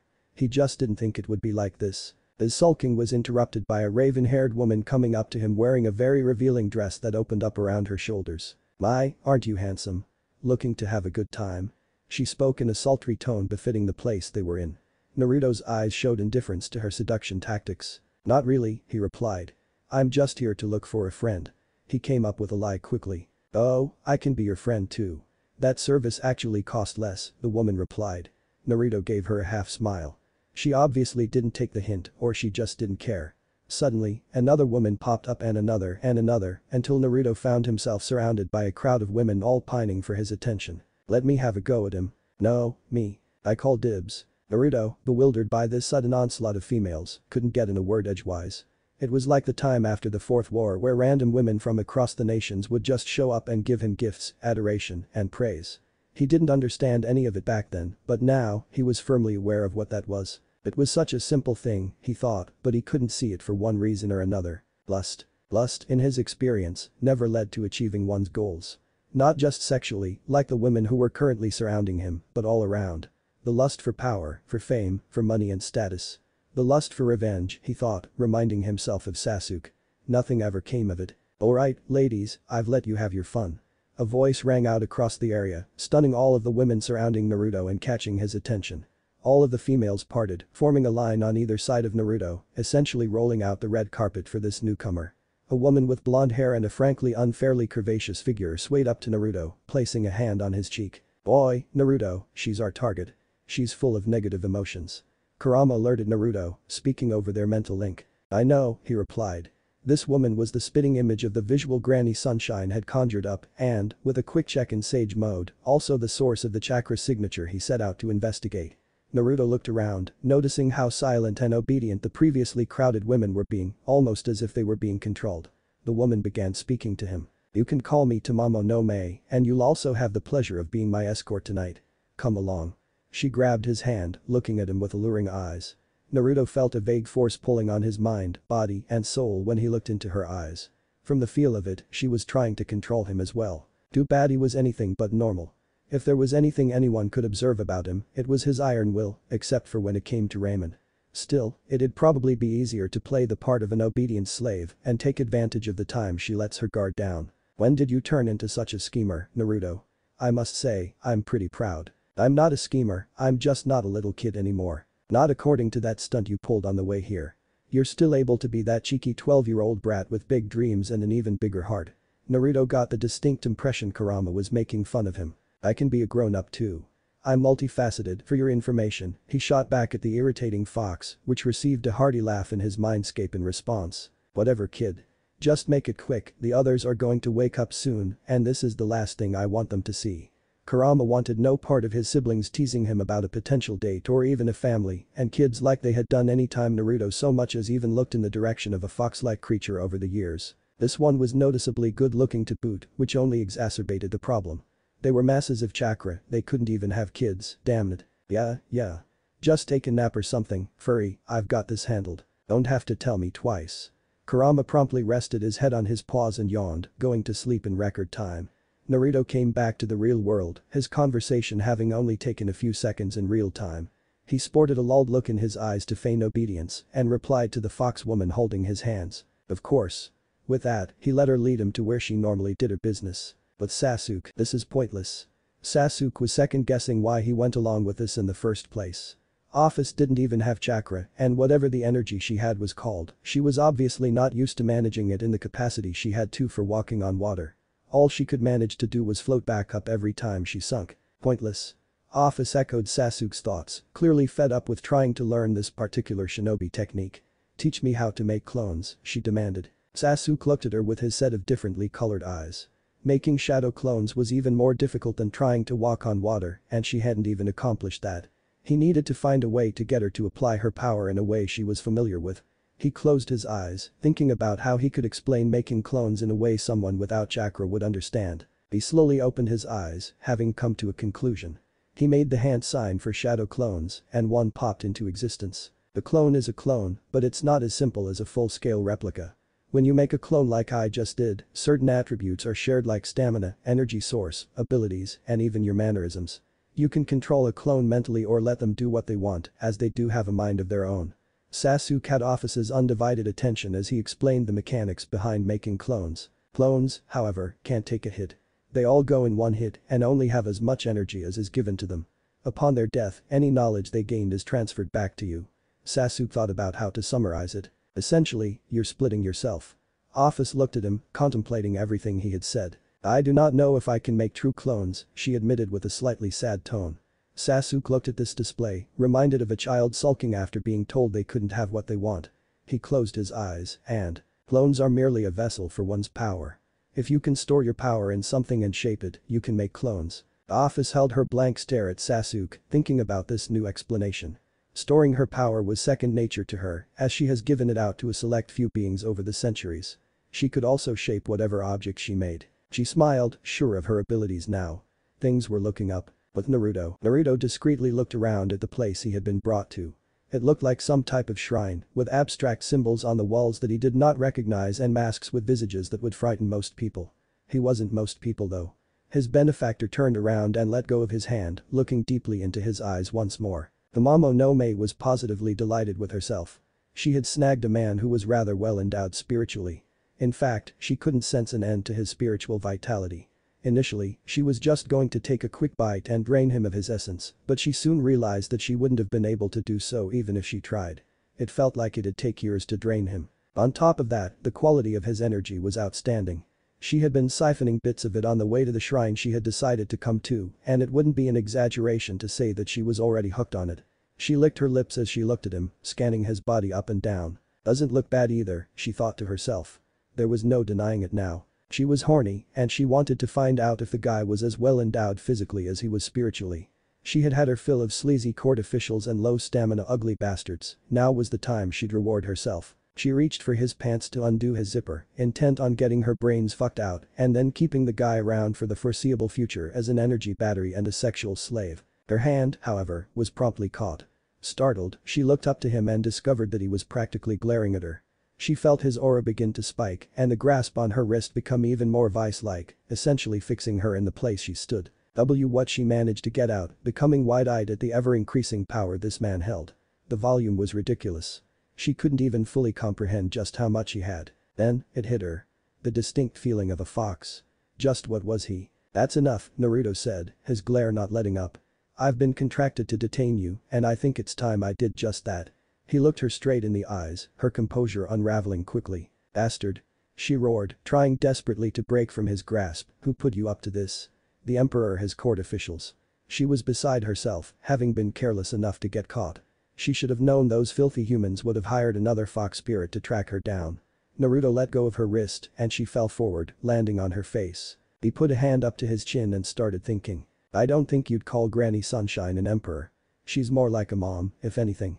Naruto couldn't help his goofiness. Granny Sunshine? What the hell is he talking about? Ugh, whatever. Tamamo no Mae got up and made a run for it. She didn't consider herself a fighter, as even the human priests and Onyaji could kill her with basic weapons if she were to be struck. Her magic was supplementary at best and downright useless at worst in a fight. When she got to the entrance of the shrine, she was met by Naruto. Skidding to a stop and wondering how he had gotten ahead of her, she turned around and ran a different direction, taking on her true form, that of a fox, for extra speed. This shrine she was in had multiple ways out in case she ever got cornered here. She ran to the first secret exit, a tunnel dug underneath one of the floorboards. Once she got to it, she transformed back into a human and used her opposable thumbs to open the entrance to the tunnel up, only to be met by Naruto's face sticking his tongue out at her. Horrified, she ran to the second exit and the third and so on, only to have this process repeated every time. When she ran out of options, she simply stopped running. If this were a flock of pitiful humans, she could outsmart them at every turn, but she was the one being outsmarted in this situation. Not knowing what else to do, she simply plopped down right where she started, accepting her fate. Naruto walked up to her, a blank expression on his face. Done? It was a simple question, but it carried so much weight when he spoke it. Do what you will. I cannot defeat you. She wasn't stupid enough to try and fight him, especially when it felt like he had enough power to destroy the planet. But, answer one last question. How are you able to be everywhere at once? How are you so fast, and how did you know where I was going, every time? Are you a god? Was the question she wanted to ask, but she let it hang. She didn't know how right she was. Well, I'm not all that fast, Naruto said with a big grin. She felt a tick mark forming on her forehead. This man was treating her last stand as some sort of joke. Naruto continued. This place is just surrounded by my clones. Clones. The only people that knew how to make clones were Senjutsu practitioners, and they were rare. Certainly not easy enough to find that a human court system can just conveniently buy one out. As if trying to clear up her confusion, the house became flooded with tens of copies of Naruto, all bearing the same shit-eating grin the original had. Her shock became evident on her face. You see? I can be in a lot of different places at once without having to even move a muscle. Although Naruto flashed into his six-path sage mode for a brief second, getting behind Tamamo no Mae in a flash. I lied just then about not being fast. You couldn't have outrun me either way. He powered down back into his normal state, satisfied with his demonstration of power. To say she was humbled would be an understatement. Understanding just how outclassed she was, just how much hope she didn't have against this man, it was almost cathartic. No, she would not lose her life to a mundane everyman's weapon or some convoluted trap. She'd die because she had the misfortune of trying to seduce a god. She was sure he was divine at this point. She almost felt like laughing. Fate had thrown her into such a comically lopsided situation. Maybe this was one of the gods coming down to punish her for her transgressions against humankind. Maybe it was just the universe's way of telling her that she screwed up, she didn't know. Either way, she had accepted that she would cease to be on this day. Make it quick, she said with her head downtrodden. Naruto got rid of his clones and started walking towards her. I said I had to do my job, so I will. She could see his feet getting closer to her, no doubt to strike the decisive blow. Despite her earlier acceptance, she could still feel her heart beating wildly. She was afraid. Scornful. Full of regret. She wanted to look up and plead with him to spare her life, but her pride wouldn't let her do anything more than wait for the inevitable. She closed her eyes, hoping it would numb the pain. Naruto got to her, holding his hands up. Danbutsu Sozo no Jutsu. Her vision went black and she felt something being tied around her sternum and waist. Whatever this was, it was uncomfortable, but not death uncomfortable. She felt her body suddenly capsize and she could tell that she was being carried. The Momo no Mei was at a loss for words. She wanted to open her mouth to speak but didn't even know what to say. Settling on just the basic questions, she mustered up her courage and began to speak. Weren't you going to, kill me? Who said anything about killing you? Naruto asked. I said my job was to detain you, and that's what I'm doing. Weren't you hired by the Emperor? I already told you, I don't think Granny Sunshine is an Emperor or whatever it's called. All I'm doing is taking you to her. Tamamo no Mei's forehead was bulging with veins. She wasn't getting anywhere with this all-powerful idiot. She decided that she'd just bitch at him until they got where they were going. She had nothing to lose since he's apparently not out to kill her, which means whoever his boss wasn't out to kill her. Who the hell is Granny Sunshine? The captured fox spirit could not see where she was going, but she could very well still feel the ambient energies around her and hear well enough. She began to wonder just how she didn't sniff out the man who was currently carrying her. His energy was like a goddamn tidal wave. It was compact, tied around his own person, but the sheer density of it was unfathomable. Now that she thought about it, this guy's energy felt distinctly like chakra. It didn't feel all that much different from her own, now that she was up close and not panicking. It actually felt quite soothing, like bathing in sunlight that was just the right temperature. She did feel some fox inside of him, so she wasn't too surprised. What did surprise her, though, was what she felt next. She felt him stop, making some sort of gesture with his body and speaking in vague terms with someone. Then, 3 energy signatures as abundant as his own appeared out of nowhere and they started moving again. Just what the hell had she gotten herself into? Naruto's POV. Naruto had gotten back to the lake and upon doing so, was greeted by 3 people. Wait, 3. I have made a clone, Office squeaked out with pride. I am that clone, the other Office squeaked out, pointing to herself with a subdued smile. Naruto turned to Sasuke, shocked that he had actually taught her how to make shadow clones. She didn't even have chakra, last he felt. The unspoken question between the two hung for an uncomfortable couple of seconds, and the situation was only made worse by Naruto's shit-eating grin. Having had enough, Naruto spoke up. So, how'd you do it, Professor? Naruto was well aware that Sasuke's desire to be a teacher was begotten because he didn't do much in the way of teaching Sarada back home. He was also aware that Sasuke hated being called professor for one reason or another, so he liked to rib him by doing just that from time to time. Sasuke looked at him, dumbfounded.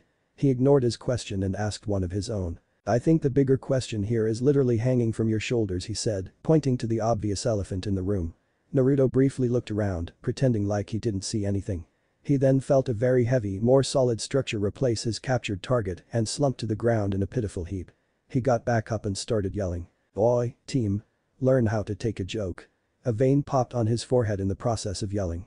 Sasuke could be a complete ass even after he got out of his emo phase and came back to Konoha. Using his Rinnegan to swap out the feathery weight of the woman he was holding with a goddamn boulder was too much. Right back at you, dope. You can toss a dragon but can't hold up a boulder. I was in sage mode, you ass. But ole S&M, huh? Sasuke's wordplay was not lost on Naruto. What is S office started? And M? Office 2 finished. Naruto facepalmed. Sasuke was giving him a taste of his own medicine with the obviously lewd comments. He turned towards the 2 dragon kin. It's nothing. You'll learn when you get older. Office looked at Office 2 and they both shook their heads. They had forgotten that this smaller form didn't coax the 2 deities. So they became busty again. Where was this growth magic mumbo jumbo when I was a 12-year-old pipsqueak? Naruto said in response to the 2 growing again. Sasuke couldn't hide the hint of laughter coming from himself, so he simply turned away so as to preserve his cool guy image. Cool guys didn't laugh, they only smirked. Naruto could feel a massive headache coming on. Naruto turned towards the sound of a silky smooth voice. Oh yeah, that's right. The fox lady. Sasuke had used his Rinnegan to switch her out with a nearby boulder on top of his arms, so she was still in the vicinity. He walked over to her and threw her back over his shoulder, turning around to Sasuke. I'll fill you in when we get to the place I need to drop her off at, he said, pointing to the newly recaptured Kitsune. For now, let's just get going. Sasuke trusted Naruto most of all, so he followed him without question to wherever they were about to go, matching his pace and walking side by side with him. Office 1 and 2 brought up the rear, still following them as eagerly as the day they had made the decision to do so. Naruto took notice of this and he whispered to Sasuke. DSST, hey. Isn't she gonna pop her clone? There's no reason to have one out right now. That clone is special.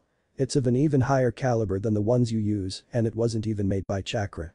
At this revelation, Naruto looked back at the two identical dragon women. Is there something wrong? One started and the other finished. Why did they do that? Whatever. He was just a bit salty. Clones had been his bread and butter and the first high-level ninja technique he ever learned. He prided himself on being the best clone user around, but now some random dragon with zero understanding of how to even make clones before today just shows up and one-ups him. Preposterous. Naruto spent the rest of their trek to this unknown location with a sour face. He'll reclaim his throne, one way or another. Abandoned shrine. There were very few things that surprised Tamamo no Mae anymore. Sitting before the chief deity of Japan after being captured by presumably another deity was one such thing. Yo, Granny Sunshine. Naruto bellowed out. The goddess he was referring to stood still, but the temperature in the shrine they were standing in began to rise ever so slowly. I'd prefer if you referred to me with a more dignified name, young man, she responded, smiling the brilliant smile she was known for. But Granny Sunshine is easy to remember, and it's accurate. Naruto argued, not seeing the slightest bit of wrongdoing in how he addressed the deity. The temperature in the shrine rose again, but the only person that was bothered by it was the tied-up fox beard. Sasuke, for the second time today, was trying to hold in a chortle for dear life. This person was clearly someone very important, judging by the waves of energy rolling off her and how she held herself, similar to royalty back home. Naruto's blockheadedness didn't stop for anyone, though. It was simultaneously one of his flaws and one of his strengths as well. Naruto didn't see status or stereotypes when he talked to people. He saw them for who they were, and only that. Even objectively horrible people like Nagato, Obito, and Sasuke himself. Amaterasu sighed, relaxing her increasingly turbulent energies and straightening herself out. This man had done her an enormous favor out of the kindness of his heart, capturing one of the three great yokai, the three most vile monsters in all of Japan, that had been terrorizing her nation for years and threatening to plunge it into oblivion. She herself couldn't do anything about them with how tied up she was dealing with her own pantheon, but he had gotten the job done the same day that she had proposed it to him. Letting him call her a silly nickname was the least that she could do. Very well, Asura-san. Call me as you wish. Turning toward Sasuke, she shot a demure smile his way. I don't believe we've met. Are you Asura-san's acquaintance? Sasuke replied. Yes. My name is Indra. Indra. She had never pegged him as wanting a successor or a child, but maybe the old fogey had had a change of heart over the various millennia. She called him an old fogey, but they didn't differ much in age, if by any amount at all. Amaterasu liked to fudge her age by at least a few centuries. She was the youngest goddess in all the realms, and no one could tell her differently. She could feel the ambient energies pouring off the successor of Indra, and the thought of the current Indra wanting him as a successor became more plausible. His power was immense, and he appeared to be in a resting state. He was at least this powerful all the time. One-armed though he may be, he could do some serious damage to most divine beings, just as he was, standing right there. And then there was her. Wait, there was more than one. Amaterasu's thoughts turned to the giant, suffocating elephant in the room, or rather, the pair of elephants. This is getting out of hand. Now there are two of them, she thought. Why had the infinite dragon god cloned herself? Or was it the doing of these two newer deities? She'd have to tread even more carefully from now on. Neither possibility was particularly welcoming. She turned back to Naruto, who was grinning in a goofy manner at her acceptance of his nickname. I do believe I owe you something. Speak whatever wishes you have, and I will accommodate you if it is within my power. She was a woman of her word. One doesn't maintain the position she has for as long as she has by giving hollow promises. She was no false idol. Naruto's grin dropped and it was replaced with a serious expression. Amaterasu was mildly surprised that he could go from being so carefree and unconcerned about formalities to solemn and serious at the drop of a hat. I have 3 things I want, he started. First, tell me everything about this land you keep speaking of. Second, I want to place my partner and I can train and hone our skills privately. Third, Naruto paused, considering the last thing that he wanted was rather difficult to get. I want irrefutable proof that you won't go back on your word. Naruto was still skeptical, even though Kurama hadn't sensed any evil intent in her words back when they first met. Better safe than sorry, as they say. Very well. You shall have it all. Amaterasu turned to Sasuke. Is there anything that you desire, Indra-san? She had to ask him as well, if only to be polite. Nothing I can think of at the moment. Would you be fine if I answered the question at a later date? Sasuke was essentially asking for a favor he could cash in at any time. That is fine. Amaterasu turned towards Office 1 and 2, eyeing them semi-suspiciously. They had fallen asleep. She gave up trying to see them as a threat. They acted like kids. Breathing out a breath she didn't know she was holding in, she used her powers to conjure up a sword and what appeared to be a piece of paper. Naruto and Sasuke shifted ever so slightly, ready for anything. Then, she turned the sword on herself, gently swiping it across the top of her arm. She bled, and the red liquid flowing down her flawless porcelain skin was an odd sight. It was a sight that was totally out of place and seemed as if it should not happen. The blood trickled down onto the piece of paper, as if drawn to it. I assume you both are familiar with contracts and how they work, yes? When Naruto and Sasuke nodded, she continued. Well then, this is a special type of contract. A blood oath, of sorts. It requires you two to also shed blood, if that's not too much. The two shinobi were familiar with blood oaths, as that was basically what a summoning pact was with their respective summons. They both bit their thumbs, as they had done many times to draw blood, and let a drop of blood each fall down onto the contract. Now, we're bound to each other. Should I break my promises to you, consequences will be suffered. One could say it was a bit too hasty to do something like this, but Amaterasu had a good feeling about the two standing in front of her, despite any reservation she previously held. After all, one of them had captured Tamamo no Mae, whom she needs to deal with shortly. Naruto and Sasuke retracted their thumbs, resetting their hands back to their sides. Naruto's thumb healed near instantly, Amaterasu noted. I guess that's satisfactory. Naruto went back to his big goofy grin. Same here, Sasuke echoed. He'd keep an eye out for things, in case there were any loopholes this person could exploit, of course. Amaterasu turned to the detainee, eyeing her with obvious disdain. Tamamo no Mae had been silent the entire time, feeling as if she'd be slain on the spot if she spoke out of turn, or at all really. She had done too much to expect mercy. Amaterasu made her way over to her eyes seeming to ignite with all the intensity of a white-hot sun. She began to speak, and a chill ran down the spine of the fox yokai. She took a moment to compose herself. You, who have preyed off the life energies of my land and my children, running amok and doing as you please with the lives of others for centuries. You, who have sowed confusion, chaos, and deceit all across the realms. What do you have to say in your defense? Amaterasu was a woman of strict moral guidance. Furious though she may be, she would at least give the cretin a chance to explain herself before punishing her. Tamamo no Mae sat there silently with her head down. Something in her snapped the instant Amaterasu finished talking. She supposed that death was the only outcome to be had, so she figured she'd air her grievances before she went. I committed no wrongdoing. Excuse me? Amaterasu practically growled at her. You heard what I said. Your land, your children, they deserved what they got. All of them are as corrupt and foul of spirit as you make me out to be. I've seen the depths of their depravity, practically immersed myself in it. From the peasants to the nobility, not one of the people I've encountered over the centuries has been anywhere near as righteous and full of honor as you like to make them seem. Your people, your land, and you yourself are all merely putting up a front of purity and grace. A false idol for a land full of wretched people. She said her piece, fully expecting to be dead in mere moments. The beautiful goddess was practically snarling at this point.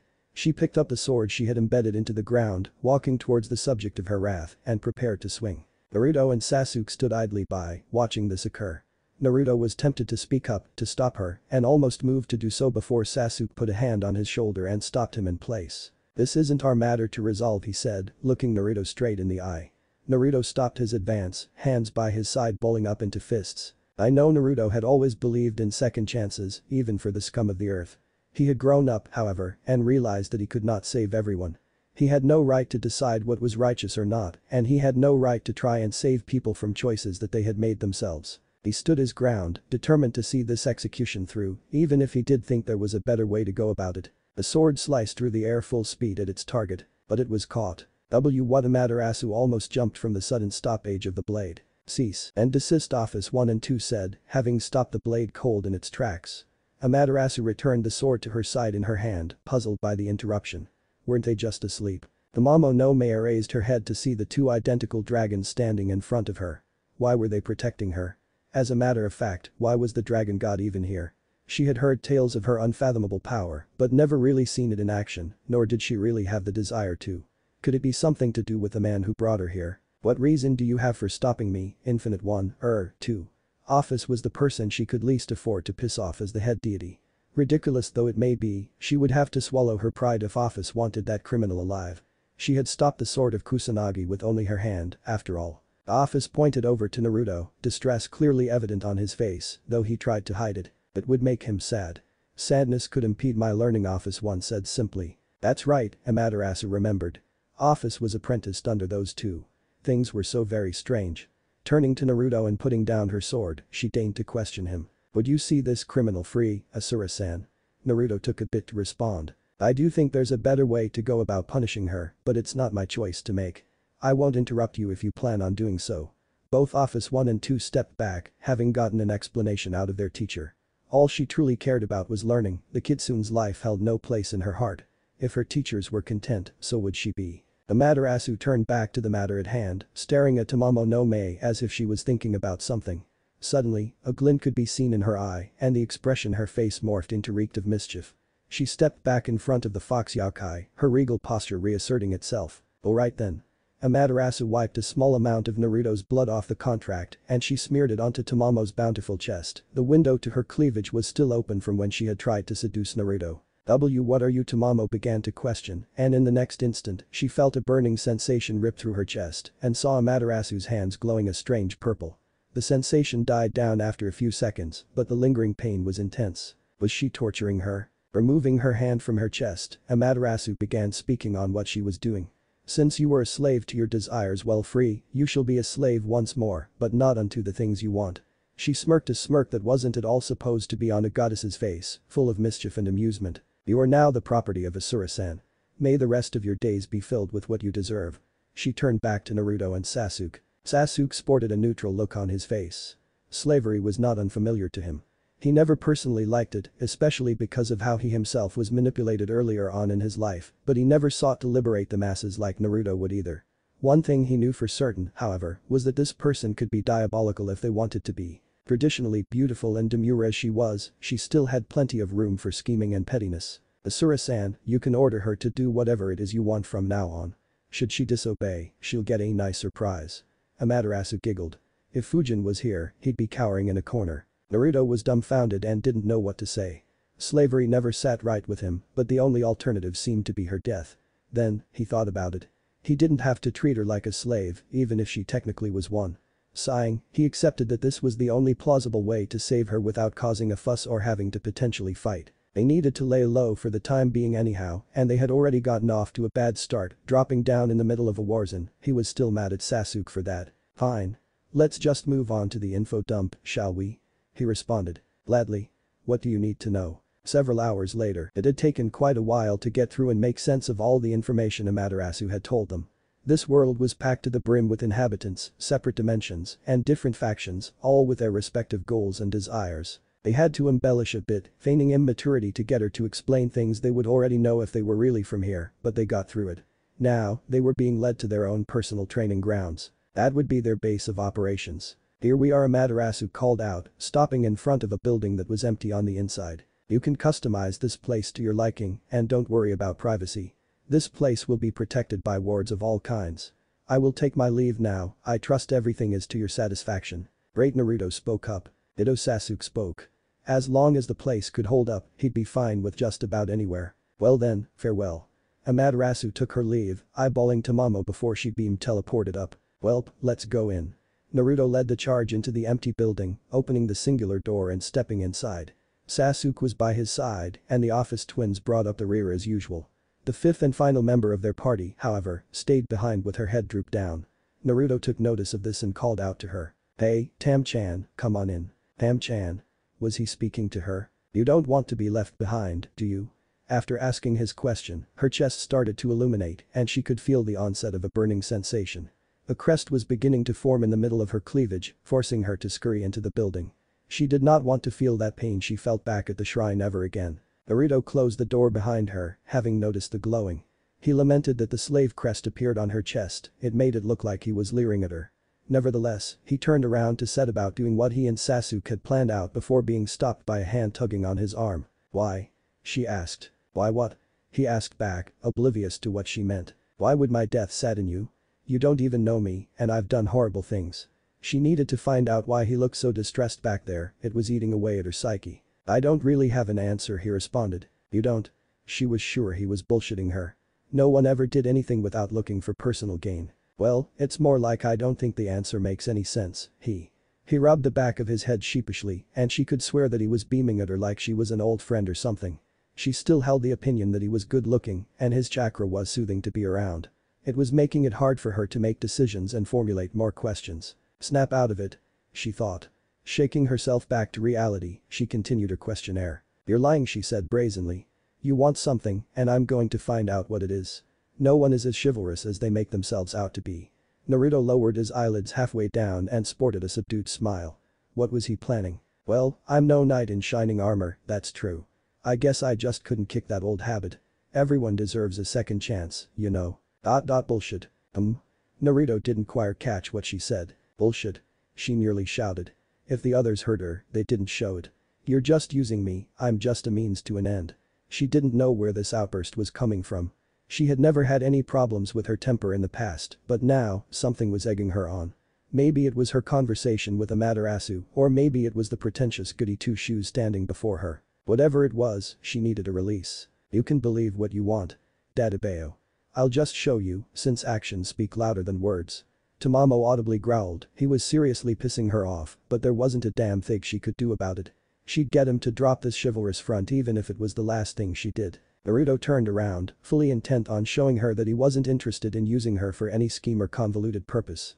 A light bulb popped over his head and he turned back around. You can't disobey orders from me, so I guess I'll go ahead and give out your first order in that case. There it was. Not even a full day and he had revealed his true nature. She waited on whatever self-serving order he'd give her. Be yourself. What? You heard me. I said to be yourself. Don't worry about obeying me all the time and be yourself. Do things that you want to do. Naruto knew he was taking a risk here, what with her reputation, but he needed to prove a point and, frankly, he had more than enough power to stop her if she did truly go back to her old ways. He'd take full responsibility for this. The Mamo all but snarled at him, incensed that he was trying to give her the illusion of freedom. She would stick around to make this pretender show his true colors, mouthing out a vow to him. I'll make you pay for that. Naruto was a man of many scruples. It made his life both easier and harder at the same time. Over the past few months, he had learned that the hard way. Letting one of the three great yokai do as she pleases was a recipe for disaster. Now, he stands before her atop a building that's soon to be in ruin. Flames licked at his heels, and the integrity of the building had long since been compromised. It was going to topple at any point, not that a fall from heights would kill him. He looked at the source of all this calamity, clearly disappointed by her actions. Is this what you wanted, Tama-chan? Stop calling me that, you self-righteous bastard. She snarled, clearly on edge and extremely irritated. Nothing she'd done had worked. Nothing had made the man before her break or even show any chinks in the armor that was the facade he had put up. She was at her wit's end, and so, she did the only thing she knew how to do. She manipulated people. -6 months prior, the Mamo snuggled up to Naruto, hoping to charm his pants off with her body. No man that she knew of could resist continuous assaults by a beautiful woman, and her looks were the thing she was most confident in. He had done so once, but could he keep it up? Naruto had regretted shaping the place like he did. It wasn't just a workout area, it was their new home. He had populated the empty spaces with furniture, supplies, and food, using the creation of all things ability that he had learned about from Super Sage Gramps. His imagination was boundless, so it wasn't hard to create things. He had offered Tama-chan her own bed and living space, but she vehemently refused on the grounds that accepting his kindness would invalidate her agenda. He knew she was a stubborn one, but he didn't push the envelope so as to not exacerbate the situation. I can make you a bed if you really want one, Tama-chan, he said. It feels so much better sharing yours, though. She crawled along his torso, sensually running her hands up and down his body. She leaned down, planting small kisses and licking wherever she thought he was sensitive at. Naruto was holding up remarkably well, given the last time he had been intimate with someone was well over 1,000 years ago. Naruto's arms shot out, surrounding her waist and enveloping her. She had to admit, it felt great to be held like this. She had been deflowered many times already, but the rush that came from this hug was different. His chakra was doing a number on her mental fortitude, but she'd see this through. She needed to expose him for the fraud he was. She could get rid of this nagging feeling in her chest if she did. Suddenly, she felt herself capsizing and being thrown over his shoulder. It was exactly like the first time he had captured her, slinging her over his shoulder like a bag of meat. She hated that. What are you doing? She yelled out indignantly. I'm taking you to your room and making you a bed with the same features as mine. That way, you won't have to bother coming all the way to my room to sleep better. Naruto sat her down in the place he had designated as her living space and got to work with his creation ability, making all sorts of things. When he finished, he wiped some sweat off his brow. A job well done, if I do say so myself to Bayo. He laughed joyously, then walked back to his room. The mamo sat there in utter confusion. Was he one of those asexual men she had heard about? She didn't even feel a reaction to her body, the bastard. Stealing her resolve, she vowed to try again tomorrow, as it was getting late and she still needed to sleep to a degree, or her powers wouldn't be at their utmost capacity. And so, she kept on trying the next day. And the day after that. And the next. She was greeted with the same reaction and process every single time, whether he was in the bed, the shower, or the workout area, she secretly enjoyed going there to spy on him and the other guy. Eventually, a month passed by and she just gave up. He was a mountain that she just couldn't seem to climb. Racking her brain for another strategy, she thought up something different. This is it. I've got the perfect plan to expose you, just you wait. Tamamo was wholly confident she'd get what she wanted this time, but it'd take some time. She needed to get to know him, act like she had changed for the better.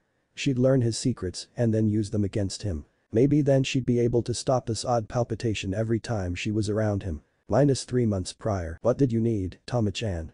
Naruto questioned. She had called him to her room that she now actually slept in, apparently to talk. Oh nothing, she purred out in her silky smooth voice, just thought it'd be nice to sit down and talk with you. Naruto made an O sound, sitting down on her bed. It was definitely nice to have someone to talk to, so he was more than happy to oblige her. She had been on her best behavior for a while after all, so why not? What did you want to talk about? I suppose I wanted to talk about us. I don't have much of a story to tell, so I was hoping you could start us off. She lied through her teeth. Okay, so what is it about me you wanted to know about?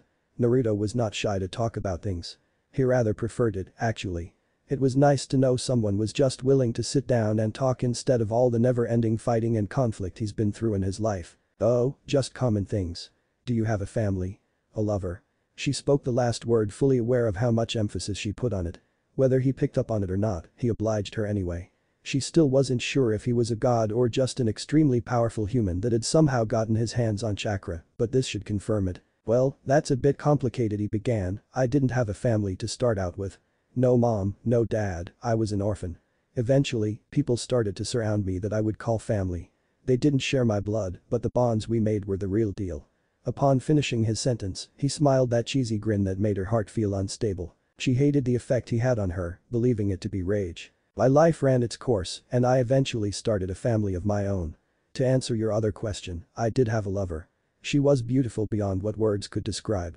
Naruto knew he shouldn't be saying all this, but having someone listen to him tell his life story, albeit a truncated, void of details version of it, felt almost cathartic. Sasuke already knew what he went through because they went through it together, and still are. He didn't have anyone left besides that. The Mamo felt like she had struck gold.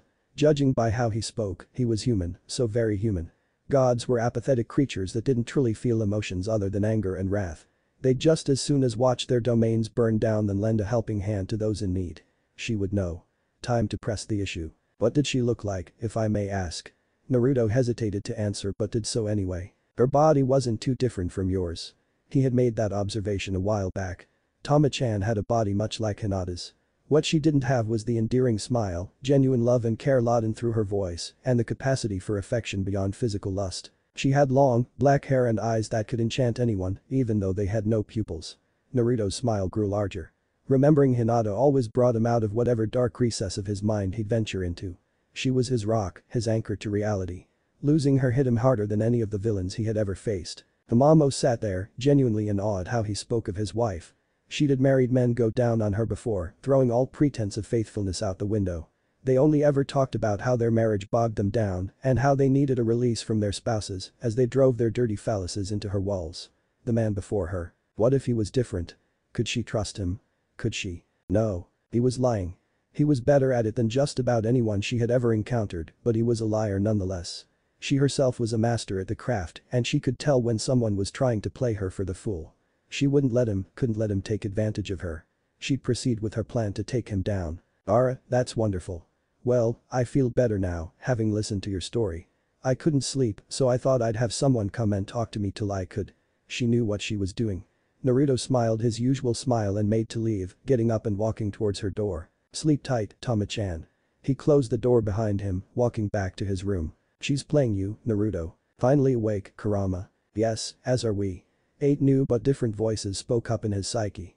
All 9 of the tailed beasts had fully awakened. Heh, took you guys long enough, Naruto responded. This is no laughing matter, kid. She's positively bursting at the seams with negative emotions. She wants to destroy you. The other 8-tailed beasts hummed in agreement, even the normally rambunctious one-tail. Naruto would be lying if he said he didn't notice the emphasis and inflections in her voice when she spoke. He knew when someone was lying. He lied to himself constantly. I know, Kurama. I won't let it escalate into anything. I just wanted to give you a friend. A friend? The ancient fox was perplexed. Yeah. There's me and Sasuke when he plucks the stick from his ass and the rest of the tailed beasts, but I get the feeling you're kinda lonely as the only fox. I said I'd do something about all that hatred you held, and I still am. Even after all these years, you're still this soft. That's going to get you killed one day, you know that. I've lived more than a full life. He chuckled at his joke that wasn't really a joke. Just don't let the others tease you too much about getting a girlfriend. Oh, don't worry, there will be plenty of that, came the voice of the one tail, Shukaku. That 9-tailed jackass has had it coming for a while, Jayahaha. His insane laughter rang throughout Naruto's head, prompting him to speed walk to his room so he could let sleep's warm embrace spare him from the cackling. He hopped in his bed, counting sheep as he had been told to make himself go to sleep. Eventually, his consciousness faded and all that could be heard coming from his room was the sound of him snoring. Later that night, the door to his room creaked open. A raven-haired mistress walked in, softly plodding towards Naruto's bed. The mama was a shapeshifter. She could change her physical appearance at will to trick or seduce anyone whom she pleased. She'd altered her appearance based on what details she could get out of Naruto about what his wife looked like.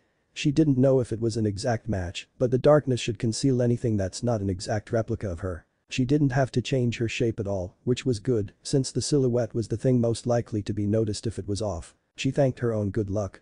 If she couldn't seduce him with her own visage, she'd do so with the visage of his lover. The way he spoke, it seemed as if they were either separated or she had died. She'd crawl into his bed, wake him up, mate with him, and then reveal herself, exposing his infidelity. Now was the time to strike. She creeped closer and closer to his bed until she was close enough to lay her hands on him.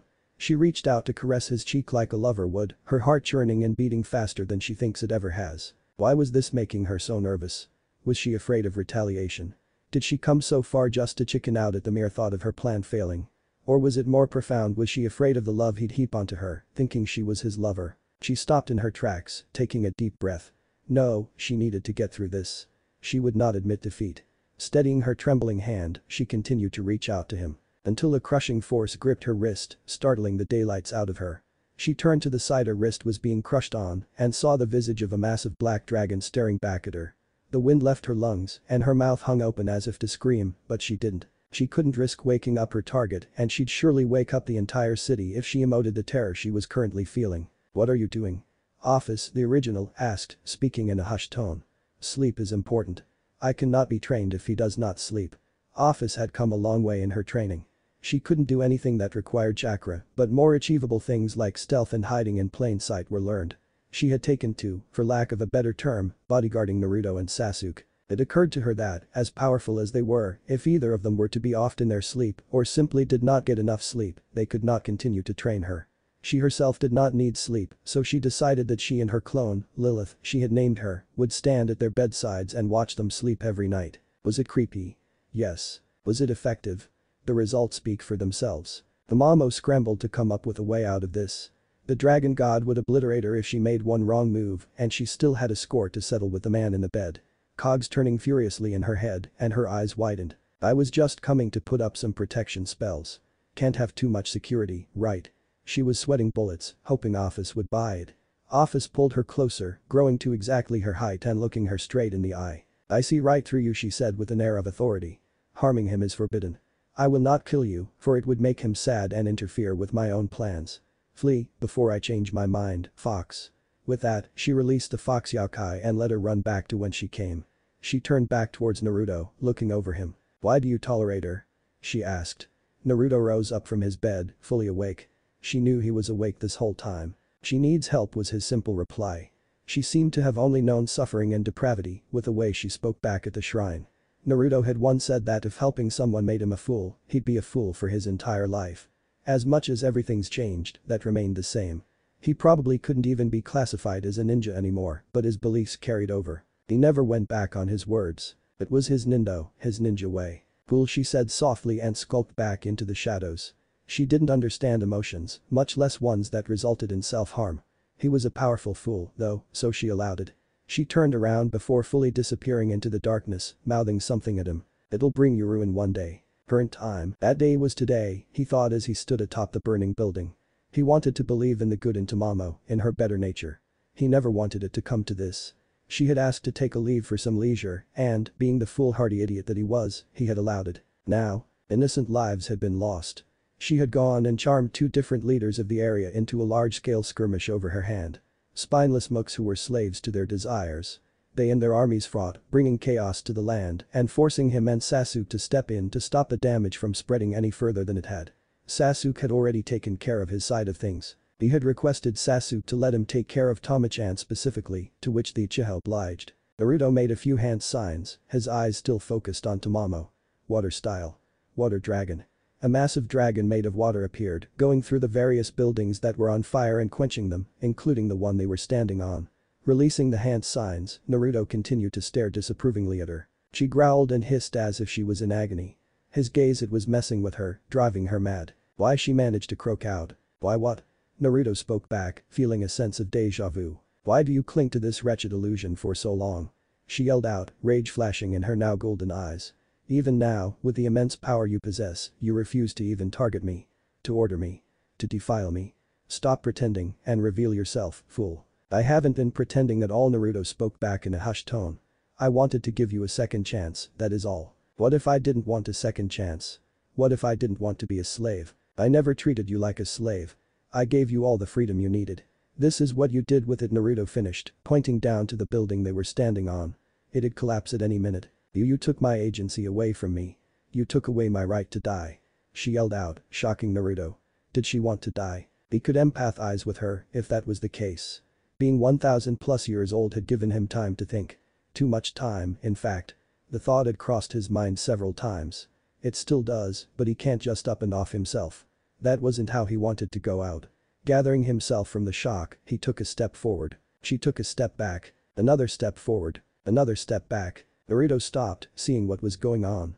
She was teetering on the edge of the building, looking at him with defiance in her eyes. Instantly, he shot towards her in 6-path Sage mode, intent on rescuing her before she could jump off, and he would have, had she not set a trap. Naruto found himself unable to move, stuck in something sticky and viscous. Chakra-infused mud. He had neglected to check for any traps in his panic. It reminded him of a technique Jiraiya used when he and Tsunade were fighting Orochimaru all those years ago. He broke through the mud with ease, but that split-second occurrence was all Tamamo needed to plunge herself off the edge of the building. Naruto sped off the side of the building, but he was too late, as she was inches from the ground when he had begun. Landing next to her now broken form, he sported a dark expression. He leaned down, seeing that she was still alive. He made to heal her, as he had the power to do so, but found his wrist gripped by her feeble strength. Don't she weakly managed, coughing up blood in the process. Why? He asked. Why would she go this far? Was this what she meant when she said she'd make him pay for it? The mama looked at him weakly, having a moment of clarity in her fast approaching death. I'm not worth it. Who decided that you aren't? Naruto practically yelled at her. I did, she responded. I don't deserve to live, I don't deserve you. Her coughing fits got worse, and the blood started to run down her mouth. Tamamo was a sorceress, but she was only slightly more durable than the average human when not protected by magic. Naruto, catching the last part of her sentence, looked at her puzzled. What did she mean? Tamamo picked up on this and answered his question. I finally know why I couldn't bear the sight of you, she croaked out. I thought it was rage at first, but it wasn't. What I said atop that building, I meant it. You didn't order me around, defile me, you weren't wrathful, she paused, coughing up more blood. Her voice was growing weaker. She needed to tell him. You were everything that I had lost faith in. I used to be a human. I discovered magic and went down a path of depravity. I lied, seduced, stole, and killed. Everyone around me did the same until you showed up. I tried and tried, but I couldn't break your will, your spirit. I thought you were God or a fox like me, but you're human, aren't you? Yes, Naruto responded, deigning to continue listening to her story. She laughed a weak laugh and smiled. A genuine smile, unlike the one she had used for centuries. I believe I came to love you. I just didn't have the courage to believe it. Love me? Yes. She was crying now. If only I had the courage. If only I had met you sooner. If only I had a second chance in life. She looked up into his eyes, realization dawning on her. She did have a second chance. At this, her smile grew even wider and she could feel the end approaching. If only I could meet you again. The light left her eyes and her body went limp. Naruto, having not healed her out of respect for her wishes, picked her up bridal style and stood motionless. Sasuke, Office, and Lilith appeared next to him, all three of them realizing what had happened. Naruto turned to the three of them. "Can you clean up here?" he asked to no one in particular. "Of course," Sasuke replied. Naruto shook his head, thankful for his friend's productivity, and took off with the dead fox in his arms. This is the choice she had made, so he wouldn't weep. He was sad, but knew some things were inevitable. He could not save everyone, especially from themselves. He sighed, hoping that she would be happy wherever she ends up in the afterlife. How did that work here, again? He thought he was done with this when he left the elemental nations. He thought he was done burying the dead. As one life ended, another began. Free from its previous impurities and sins, all that was left after the taint was washed away was burgeoning curiosity and love. But Sasuke wasn't surprised. He had seen Naruto devastated before, had been the cause of it himself. Even over the centuries, knowing what he knew, it had been the hardest thing for the hyperactive knucklehead to just sit idly by. "You always did want to play the hero," Sasuke spoke softly, turning his eyes back to the rubble that was present. Cleaning this mess up was going to be excruciating if he did it the old-fashioned way, so he decided to cheat with his Rinnegan powers. Stretching out a hand, he willed one of its powers to come forth. "Ansho Tenin," he spoke, and some of the rubble lifted, forming into a sphere of junk and floating directly over his head. Office and Lilith looked on, their expressions resembling that of kids in a candy store, which clashed with their current mature and curvaceous bodies. "Telekinesis?" Office asked. "Something like that," he answered, already knowing where this was going. "Seems like fun." Office shot out her hand, this action being mimicked by Lilith, and the rest of the rubble raised seemingly by itself and coalesced into a sphere similar to the one over Sasuke's head, albeit over Office's head this time. Sasuke was genuinely surprised at this. Normally, anything having to do with ninjutsu completely snared her, prompting her to ask if she could be taught whatever technique had just been used, the fact that she couldn't be taught this technique conventionally notwithstanding. It didn't occur to him that she could possibly already possess similar techniques to he and Naruto, as powerful as she was. He'd have to see what else she could do, but how? A spar, perhaps. Filing that thought away for later, he turned back to the two masses of floating rubble. "What now?" Office asked. "Shall we destroy it? Obliterate it?" Lilith asked. "Annihilate it." Now it was Office's turn. Sasuke felt a small bead of sweat roll down his face in slight exasperation. "All three of those are the same thing," he said. No, he wasn't going to destroy the rubble. He had a better idea. "You can open portals, right?" he asked the two dragons. "Yes," both responded. "Where exactly can you do so to?"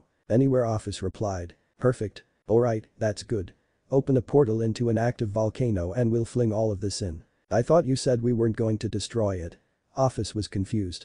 What difference did this course of action make towards the ultimate outcome? "I did. We aren't going to destroy it." He smirked. He could be cheeky every now and again if he wanted to. Office, in a rare sign of emotion, puffed her cheeks out slightly like an angry kid. This man was being coy with her, and it prickled her sense of pride, as miraculous as it was that she could say she had one. Was the mature body not enough? What would make him take her seriously? Perhaps a demonstration of power. Oh, there's a massive amount of training dummies surrounding them, as she thought. Perfect. She opened the portal, and the two dumped their garbage in and turned back around nonchalantly. Sasuke, having picked up on the sudden mass of presences surrounding them as well, cracked his neck and focused his eyes. Energy signatures sprung up everywhere within his sight, and there seemed to be waves of them. He couldn't see anything resembling chakra coils, or anything that looked like it gave life to begin with. Whatever was creeping up on them was more akin to a sea of puppets being controlled with strings than flesh and blood assassins. "Come out. We know you're there," he spoke candidly. There wasn't any point in beating around the bush. Suddenly, a rumbling could be heard coming from the surrounding area. A torrent of creatures came into Sasuke's vision. They were large, almost twice as tall as he himself. They had bodies made of rock and stone, and no discernible faces on what he guessed were their heads. They were, as he had surmised, probably just soulless puppets being controlled by someone else. He knew the workings of a puppet master when he seen one, having been manipulated like one himself so long ago. Without warning, the rock creatures shot towards them on all sides, their numbers seeming endless. Sasuke, Office, and Lilith stood there compassed, not worried in the slightest. The creatures dogpiled on them, burying them under their weight. Shinra Tensei. The creatures were all blown back by an invisible force. Their bodies fell apart, apparently having been poorly constructed. Sasuke stood in the epicenter of what had been the dog pile, completely unscathed, along with Office and Lilith. He lowered his outstretched hand, the job seemingly finished. Office and Lilith turned towards him, stars in their eyes at this new technique. Sasuke turned towards them, the obvious command, because that's what they were. Office never asked question, she made demands, hanging in the air. You can't learn this, it's genetic. He felt a bit of guilt looking at the puppy dog eyes that followed, but stood his ground. Everyone's attention was grabbed by the sound of rocks slamming against each other, and the trio turned back around. The rock creatures were putting themselves back together again. Sasuke's mouth formed a frown, annoyed by this discovery. Regenerating enemies were always a pain in the ass. He turned towards Office and her clone, seeing that they had come to some type of realization. Do you know what these things are? Golems, both of them responded. Soulless creatures that are manipulated by implanting an energy source and controlling their movements remotely. They can't be killed normally. Sasuke took their words at face value, since they seemed to have experience regarding this matter. Seems like you know an awful lot about these golems. Have you ever made use of them yourself? This time, only the original Office spoke. No. I have no interest in beings with such little power. I have, however, been attacked by them before. Sasuke guessed that she was telling the truth. She didn't seem the type to be able to effectively lie, appearances can be deceiving, he noted, and she often said what she meant bluntly. She didn't take any interest in the fox spirit that Naruto had captured, nor did she pay any attention to anything else but them really. Her knowledge was definitely coming in handy in this situation, so he dropped his suspicions for the time being. He just needed to find out how to kill these golem creatures. Said creatures rushed them again, throwing lazy haymakers and trying to grab them. Sasuke dodged and weaved through the horde with ease, not even bothering to look to evade the strikes. He turned his head back to the Dragon God twins, gauging how they were in battle. To his surprise, they just stood there and took the blows with nonchalant expressions. Not a challenge for them either, he thought. He started speaking to them as he was dodging. So, how do we kill these things if they can't die normally? A golem threw its fist at his head, which he dodged with a casual craning of his neck to the left. There's a spell carved into their forehead that reads Emmett Office began. She reached up to one of their foreheads, finger poised to flick. Just remove the E and they'll crumble pitifully, like so. She flicked a chunk of the guinea pig golem's forehead out, and it crumbled. Lilith did the same another offending golem, and it crumbled as well. It's that simple. Sasuke dodged a golem trying to take his feet out from under him. Where was a glaring weakness like this when we were fighting Madara or Kagaya? Sighing, Sasuke pulled out his sword and stuck it precisely through the letter on an attacking golem's forehead. The creature predictably crumbled, withering into dust. He ran through the horde, cutting them down with precision. After about 10 minutes, he had finished off everything that his visual prowess allowed him to see. Office and Lilith stood in the same spot they had been for the entire battle, satisfied at having had the chance to annihilate inferior beings after so long. That was fun once started and the other finished, returning to their normal speech patterns. Sasuke was impressed. If nothing else, the two had overwhelming durability and power. No fighting style, but that's not really an issue. Naruto wasn't a taijutsu master, but skill is nothing when faced with raw, overwhelming power like his. Sasuke rubbed his chin, remembering all those times Naruto chin checked him in their last battle all those last years ago. Naruto hits hard. He could attest to that. Refocusing back on the topic at hand, he looked back at Office. Any idea who would send weak-foot soldiers like this to attack you? He needed to see if she had any past enemies. He should have done so already, but he was just going with the flow since they were in a new reality. Now that he had been attacked, however, he couldn't lounge around anymore. His shinobi instincts wouldn't let him. No, not to my knowledge, the original Office spoke. I scarcely interact with mortals, and even most immortals I do not associate myself with. Silence is and has always been my goal. There she goes talking about silence again, Sasuke thought. Well, whatever. If it wasn't a past enemy, it's likely to be someone trying to take advantage of her or him, or Naruto. But Naruto currently sat atop a hill, next to the site where he had to, reluctantly and once again, bury someone. He didn't weep or sulk or mope, she had made her choice. He was, however, confused. What was it that drove people to so vehemently reject compassion? He had seen this scenario play out so many times, and each time, it led to the downfall of the person doing the rejecting. She had even confessed her love for him right before she died. He beat his fists against his head, searching for an answer. Finding the answer to this question was almost as hard as finding the answer to the questions Nagato posed to him about peace. Harder, actually, as at least those questions could be partially solved with his fists. This one? It was all brain power. No matter what dimension, what person, and what circumstances, it always ended the same way, except for perhaps Sasuke. I just don't get it. He put his hand on his chin and adopted the thinking man pose. He felt a tug on his mind and entered his mindscape, coming face to face with 2 of his 9 tenants. The others were probably asleep, he guessed. Kurama usually watched over him while he slept, so him being here was no surprise. The 8 tails being present was a shock to him though. Do you guys have any answers? I'm kinda at my wit's end here, he questioned the entities stored within him. Maybe they had some answers. They were all beings even more ancient than him, with more life experience and a different outlook from his own. As fine a group of consultants as one could have. I've never understood the heart of humans, least of all yours, Brat Kurama answered first, surprisingly. That vixen acted much more human than Fox, though. Naruto scoffed at Kurama's admittance. He already knew that, damn it. Perhaps it is not a question of why, but how. Jayuki, the Eight-Tails spoke next. What are the circumstances that produce types like that Fox, and how can they be prevented? Naruto knew the answer to the first half of that question. Circumstances like his. Scorned, cast out, and alone in the world either physically or ideologically. Madara, Obito, and Sasuke all had this inherent loneliness, regret, and hatred in their heart.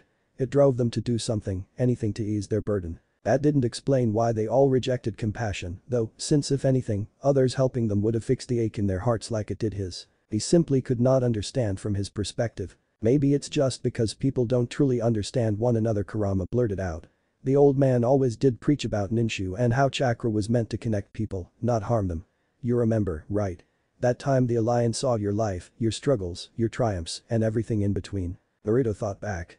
The Fourth Shinobi World War was indeed probably the highest point of understanding all the ninja of the world had with each other, and he shared his chakra with each and every one of them. How could he forget? Wait. I've got it. Thanks, Furball. Naruto was ecstatic. Kurama was right. How could he forget about what the sage taught him?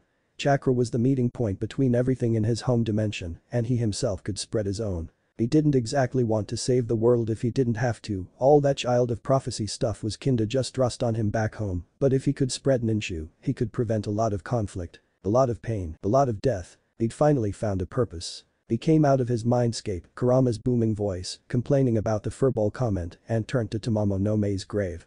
A simple headstone that he had created was all that lay there, motionless as the rest of the hill. It reminded him a bit of Zabuza's grave in aesthetic, just without the overly large meat cleaver he called a sword. He cracked a somber smile. He didn't know her all that well, but he knew that the pain she was no doubt experiencing was over now. His smile dropped as fast as it came. If you're gonna try to sneak up on someone, maybe you should hide all that malice, Naruto called out to his presumed observer. Just before he had left his mindscape, Kurama warned him of someone with egregious amounts of negative emotions that had been watching him for the past few minutes. Naruto had a hunch that he was being watched, but having Kurama confirm it was what made the possibility into a certainty. Oh, your instincts are good, venerable Onea voice with a sing-song quality came out of the shadows. A man who looked to be middle-aged emerged. He had long, silver hair and complimenting hazel eyes. He had a beard and wore regal-looking clothes that Naruto found just a bit tacky. I don't know who you are, but I'd rather not be sucked into any trouble right now. I'm not in the mood. Naruto flexed his chakra to make a point, and the mystery man broke out in a cold sweat, but maintained the obviously fake grin he had plastered on his face. Oh no trouble, I promise. Naruto didn't believe him. I was just taking a stroll through this land and thought I'd do a little investigation into the powers I felt flaring. A young man like me has a knack for exploration, you know. Naruto almost scoffed at his mom's verbal tick coming out of this man's mouth. It felt so wrong. Whatever. As long as you're not acting on any of those gruesome thoughts going through your head, I won't kick your teeth in yet. Naruto didn't make idle threats. Who? Me? No, I would never. I'm merely a scholar seeking answers, just like you. That grave beside you, for instance. I wonder what's buried there. How did it die? What type of powers did it possess in life? Naruto sighed. Great, another necrophiliac. He lamented that people enjoyed playing with and disrespecting the dead so much everywhere he went.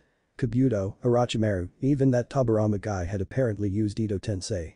Now this creepy old guy was marveling at the tombstone of a dead fox. He looked at her gravestone one more time. Then he charged a man, Rasengan in hand. His attack landed, drilling the unknown man's body through the epicenter of a nearby tree. He looked at the body on the ground, his hunch proven correct. Mad scientist types like this were the most dangerous exactly because they never showed their hands first. The body proved it. Just a puppet, Naruto said out loud. The body had deformed into an amalgamation of clay and earth, dissolving into dust as time went by. Naruto stretched, feeling the weight of today's events bearing down on him. Life was stressful, but what could he do? Shinobi are ones who endure. Basura. A portal opened up next to him. Out stepped Sasuke and the office twins. Did someone attack you? Sasuke queried. If he and Office had been attacked, it's not out of the realm of possibility for Naruto to have been attacked as well. In fact, it was the most likely outcome, given the situation. Not really attacked, Naruto started, more like just annoyed. Some creepy old guy who turned out to just be a puppet body showed up and started asking questions. Puppets, huh? Sasuke was sure now that their incidents were connected. Someone had been keeping tabs on them as hard as they tried to lay low and had enacted part of their plan today. Who? He didn't know, but now that the cat was out of the bag, they'd have to be much more diligent. We should probably tell the sun goddess what happened here. Sasuke took his turn to speak. It could have major implications, and we don't want to reach any kind of trust she might have in us. The more allies, the better. Naruto was silent for a while, obviously thinking of something, so Sasuke let the comment hang. After a few seconds, Naruto responded. Sure. I've got something I want to tell her myself. Sasuke was intrigued. When he found out what it was, he was genuinely floored for the first time in centuries. Who would have thought the dead last in their class would have such thoughts? Abandoned shrine. She did say we could contact her like this, right? Naruto questioned. He didn't remember the exact details, but he knew they were supposed to come to a shrine. He cursed his short attention span and brain capacity, having not absorbed all of the information. The only thing he remembered in perfect clarity was exactly this. Remembering stuff was Sasuke's job, after all. Sasuke almost facepalmed. What do you do in a shrine, idiot? Pray? Exactly. Naruto's face scrunched up. He had heard about prayer, but never really indulged in it. He made his dreams come true by working hard at them, so sending requests up to a deity had never crossed his mind. There was that one psychopath Shikamaru told him about that was in some insane cult. Haiden, he thinks the name was. Nevertheless, if he wanted to talk to Granny Sunshine, he'd need to do so. The two shinobi clasped their hands together in silent prayer as the office twins stood by and watched. A few minutes passed by with nothing happening. Naruto started to grow a tick mark on his forehead. Even as an immortal, something taking too much time irked him. He was a man of action, not patience. Just as he was about to blurt out a random obscenity, a beam of light came down and focused itself just in front of the altar. Down from the heavens above, Amaterasu descended, her radiance illuminating the entire shrine. Day had transitioned to night, so the effects of her divinity were more pronounced than usual.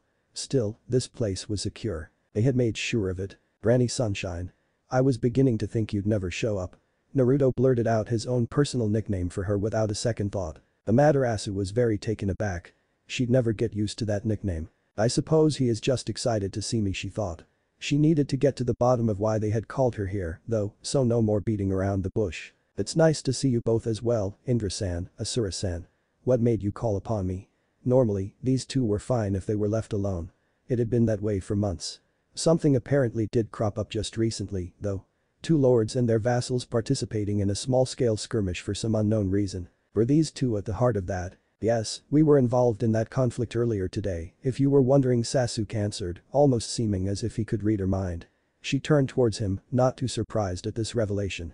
She noticed one missing piece of the puzzle, though. That vile yakai was not at their side. Had Asura ordered her to stay home? Or perhaps. That's interesting, Indra-san. Would I be wrong to assume that it was the fox's doing? She let the comment hang, watching Asura for any type of reaction. To her surprise, neither of the two budged. Asura was as unflinching as he was when she first met him. Your assumption would be correct. Sasuke saw no point in beating around the bush as always. Tamamo no Mae was the cause of the incident earlier. She charmed two leaders into a fight over her hand, and the subsequent battle that took place ravaged the area.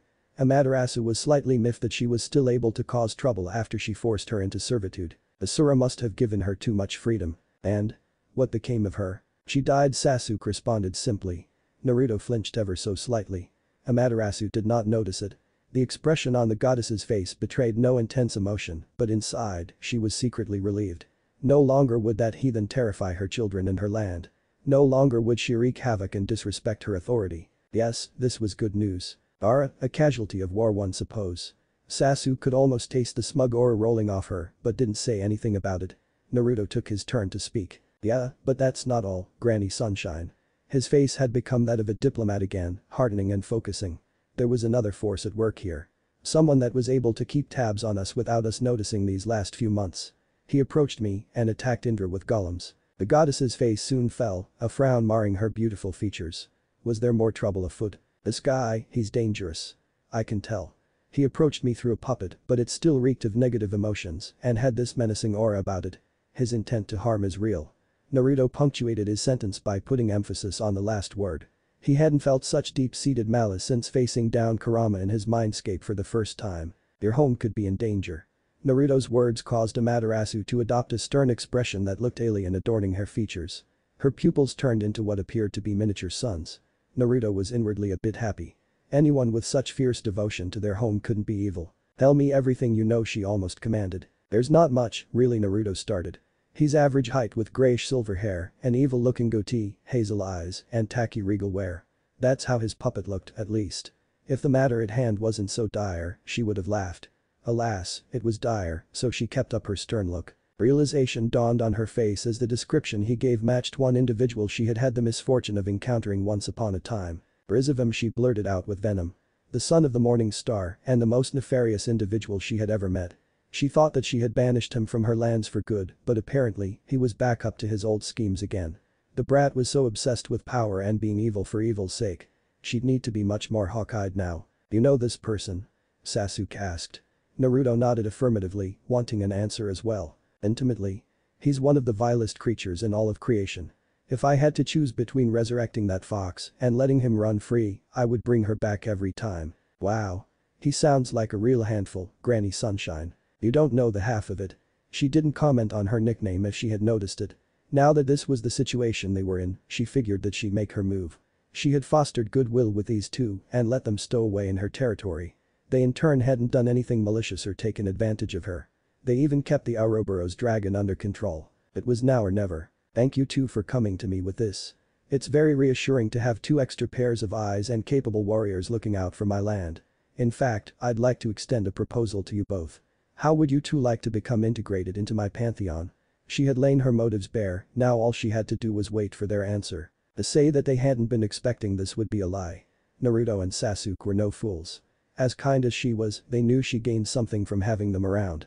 There were very few beings in existence that did things on a whim and without expecting any remuneration. They themselves fell into this category with what they were about to request. About that, Sasuke began. I'd like to make my wish now, if you don't mind. Amaterasu had almost forgotten about that, but a promise is a promise. If it gets her closer to officially inducting them, she wouldn't hesitate. Yes, you did have a wish you could ask of me, didn't you, Indra-san? Speak it. I will accommodate you if it is within my power. She turned toward Sasuke, fully expecting his wish to be material in nature. Fortune. Land. Status. I want you to answer the question Asura is about to ask you truthfully. He turned towards Naruto, nodding his head and letting him have the floor. Amaterasu was puzzled by this. Using one's wish on such a simple thing for another. She would have already answered any questions they had as long as they weren't too sensitive, like her weaknesses. Nonetheless, she turned towards the other shinobi. What is it you want to know, Asura-san? I've been thinking about a lot of things recently, he started off. Pain, conflict, death, there's gotta be a way to prevent at least some of it, right? Naruto knew this was going against one of his core values. Shinobi are those who endure, or so it was said. He was tired of enduring, though, and watching others endure. That's why, Granny Sunshine, I want you to tell me how to start a religion. A religion? That's a very tall task, Asura-san. Aren't you already part of one? Amaterasu was ever so intrigued by this question. In all of her many years, she had never been asked about breaking away from one's own faction to start another.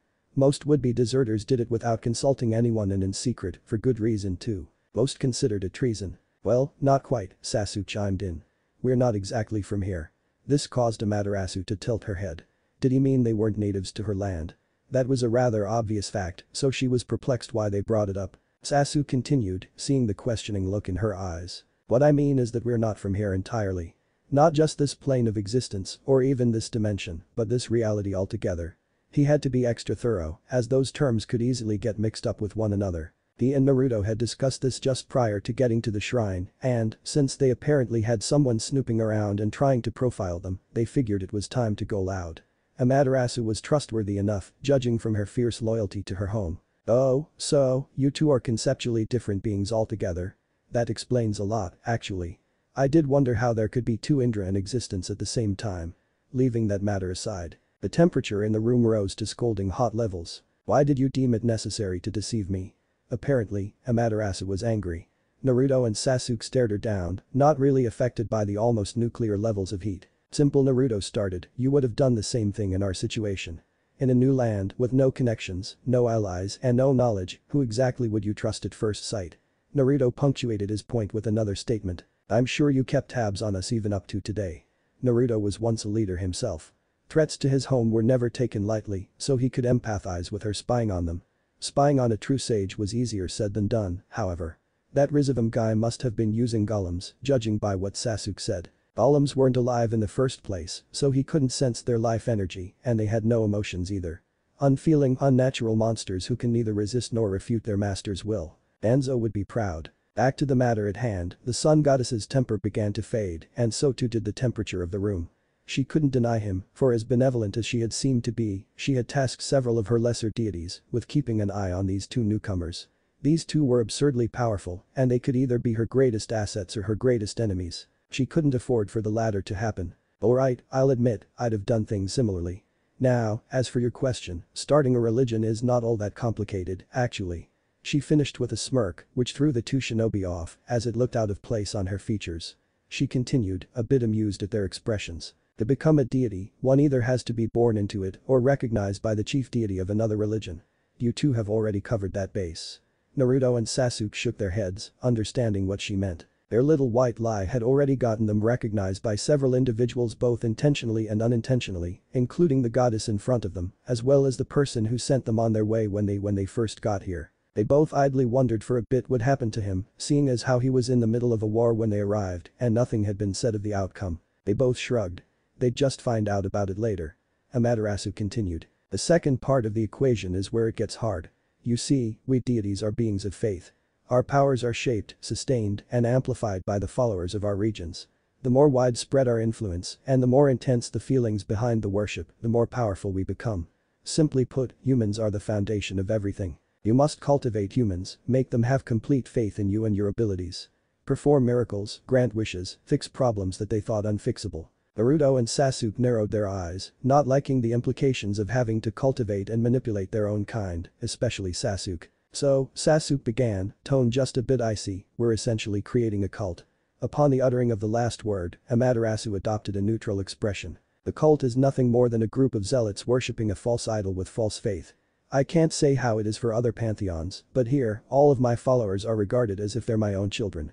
They have faith in me because I've answered their prayers and kept them safe from the more unruly beings in this world.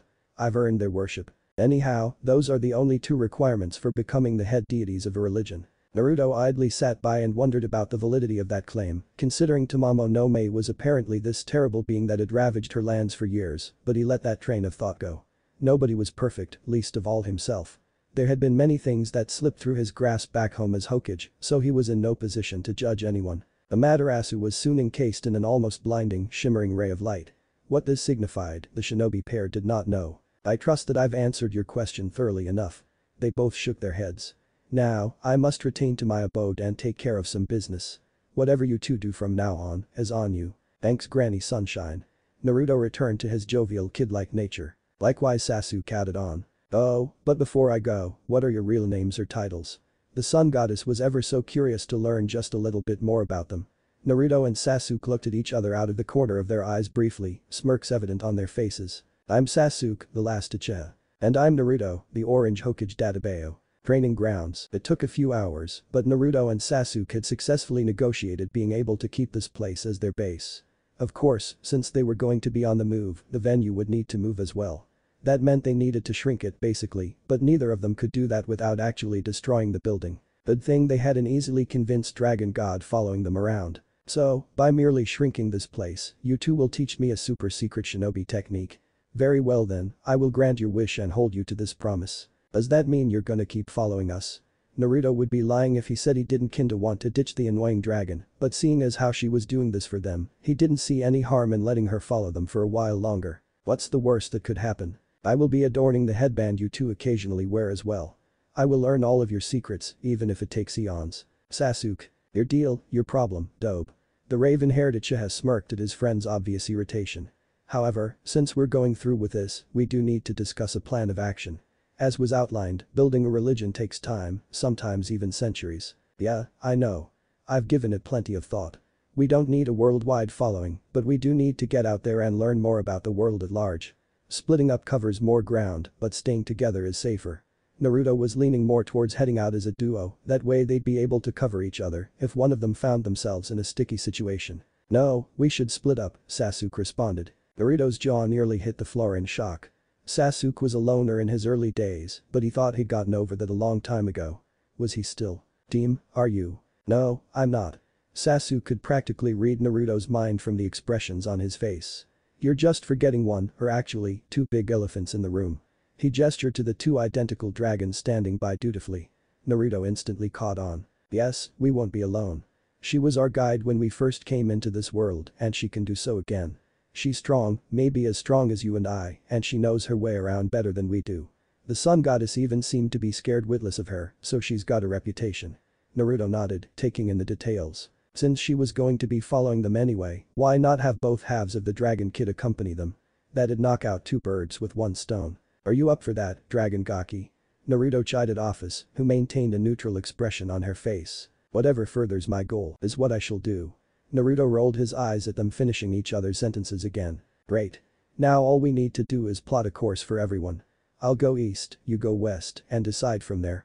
Sasuke, you take the original Dragon Gaki, I'll take the clone. Sasuke simply nodded his head at this, prepared to move out. Naruto, upon turning to head out, felt Sasuke's hand come to rest upon his shoulder. He turned to look at him. Naruto, this is a very large undertaking we're about to embark on. It could be years before we see each other again. Are you prepared? Sasuke was the slightest bit worried about his friend's mental state. Naruto laughed. Look at you, actually caring about someone else's well-being. I'll be fine, Sasuke. He brushed his hand off his shoulder, a bit surprised that Sasuke was openly worrying about him, but happy nonetheless. Sasuke simply smirked. He should have known that his best friend wouldn't let loneliness break him that easily. And so, they set out. The days turned into months, the months into years, and the years into decades. Both of them worked hard for their goals and wound up in some interesting situations along the way. Principality of Wallachia, 300 years later. The night was cold, and the terrain was rocky and mountainous under Sasuke's feet. The moon was full tonight, illuminating his path along the dirt trail he was currently trekking along in the forest he had found himself in. Peering off into the distance, he saw what seemed to be a dead-end cliff drop, but something was off. I smell blood. Sasuke's senses were keen, and he trusted them above all else. He looked back to the supposed dead end and activated his Sharingan. Sure enough, the scene in front of him had changed. Where there was once a cliff leading into the abyss, now there was a grandiose castle that seemed to be filled with dark energy and corpses. Sasuke's body tensed, his hand ready to draw his blade. The voice came from the darkness. Oh, you're a special one. Your scent, it's almost divine. The voice was gruff, almost alluring in its tone. Sasuke felt the disembodied voice's words tugging at his mind, compelling him to come closer to the source. He stood firmly in the same place, a stern expression on his face. Both his mind and body were trained to the peak. This wasn't the first time someone had tried to control him, and he doubted it'd be the last. To think you'd be able to see past the illusions in this area and even more, so readily resist my own power. You're special indeed. Instead of Sasuke coming to the voice drew near him. The force tugging at his mind grew stronger the closer in proximity the voice got to him, yet still, he didn't budge an inch outside of his own accord. Not even this close, huh? I can see that I cannot sway you this way, so I'll have to be a bit more proactive. A speeding figure came out of the darkness, claws poised to rip into Sasuke's side. He drew his sword at lightning speed, slashing at the figure and chopping off a limb. He turned and looked at the figure that was now missing its right arm. It was dark, but his eyes had no problem seeing what it was. In front of him was a woman with long pink hair. HMPH. You're merely a blank slate, a slave. That voice couldn't have come from you. The woman had eyes devoid of any emotion, like she was in a trance, and wore a rather ornate dress that wasn't suited for combat. Her arms started to regenerate, reforming in a matter of seconds, which didn't go unnoticed by Sasuke. The nameless woman rushed him again, this time bearing her abnormally long fangs and claws. She swiped at him, and Sasuke dodged each hit masterfully. All the while, he studied the shadows, watching how they moved in response to his own movements. The woman retracted her claws and started using actual martial arts. Her eyes had turned into slits, and bat-like wings had sprouted from her back, seemingly giving her extra mobility. The coward who hides in the shadows.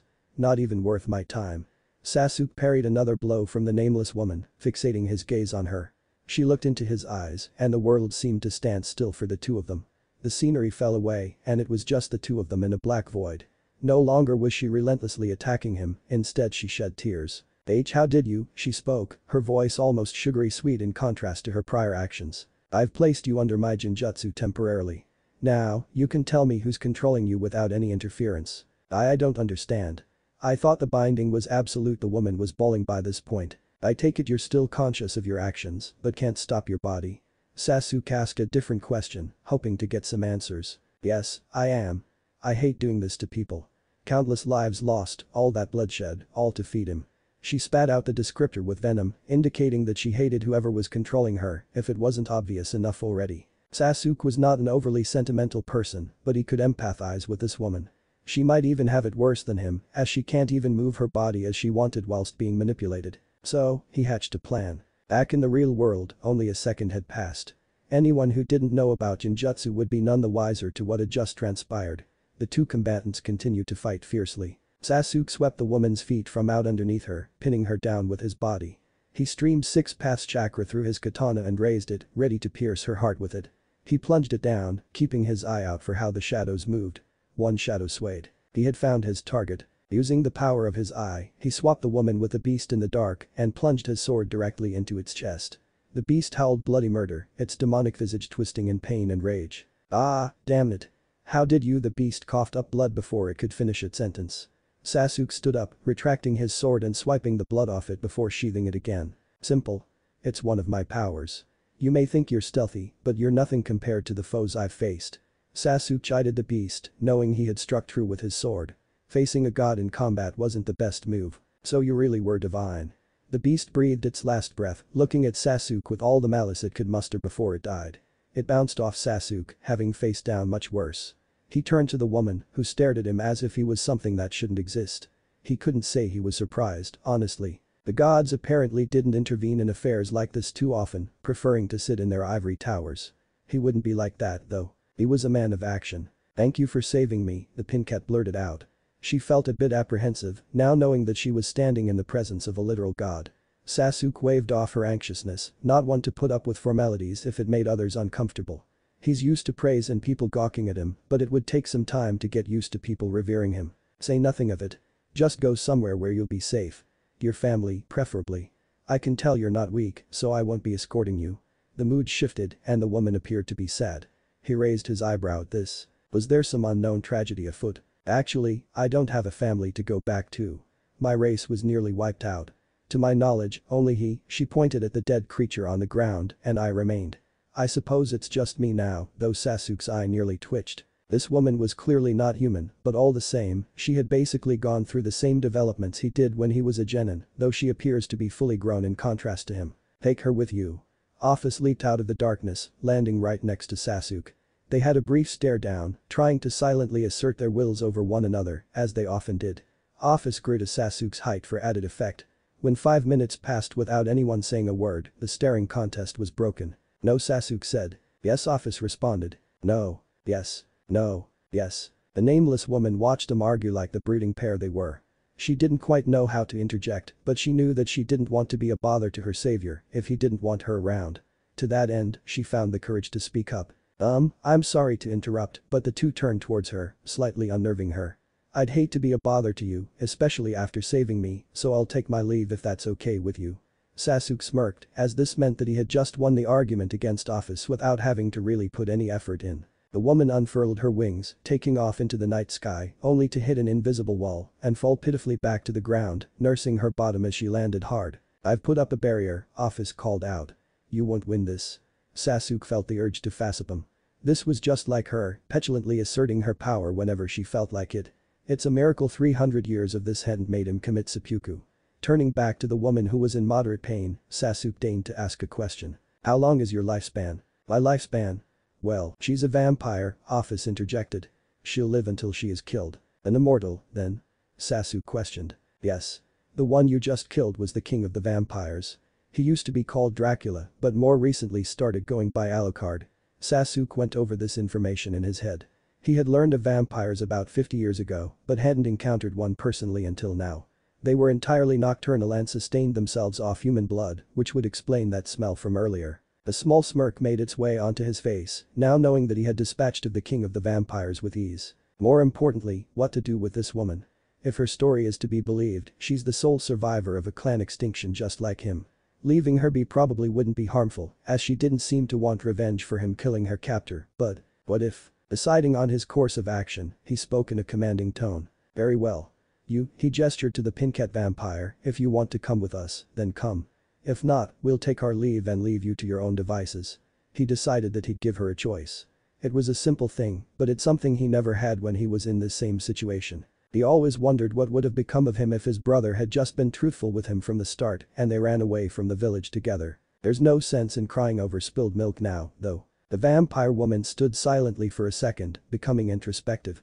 She did not know who or what these two beings were and would hate to simply be trading one cruel master for another, but something told her that wouldn't be the case. She had no family to go back to, and trying to mingle with the humans who did this to her was still a long way off. She didn't hate them, but she knew that rebuilding their relationship would take time. She dug her heel into the ground, dredging up the courage to answer. Okay. I'll come with you, but could you answer a question? Sasuke raised an eyebrow, indicating that she could proceed. Why? It was a simple question, but a weighted one for Sasuke.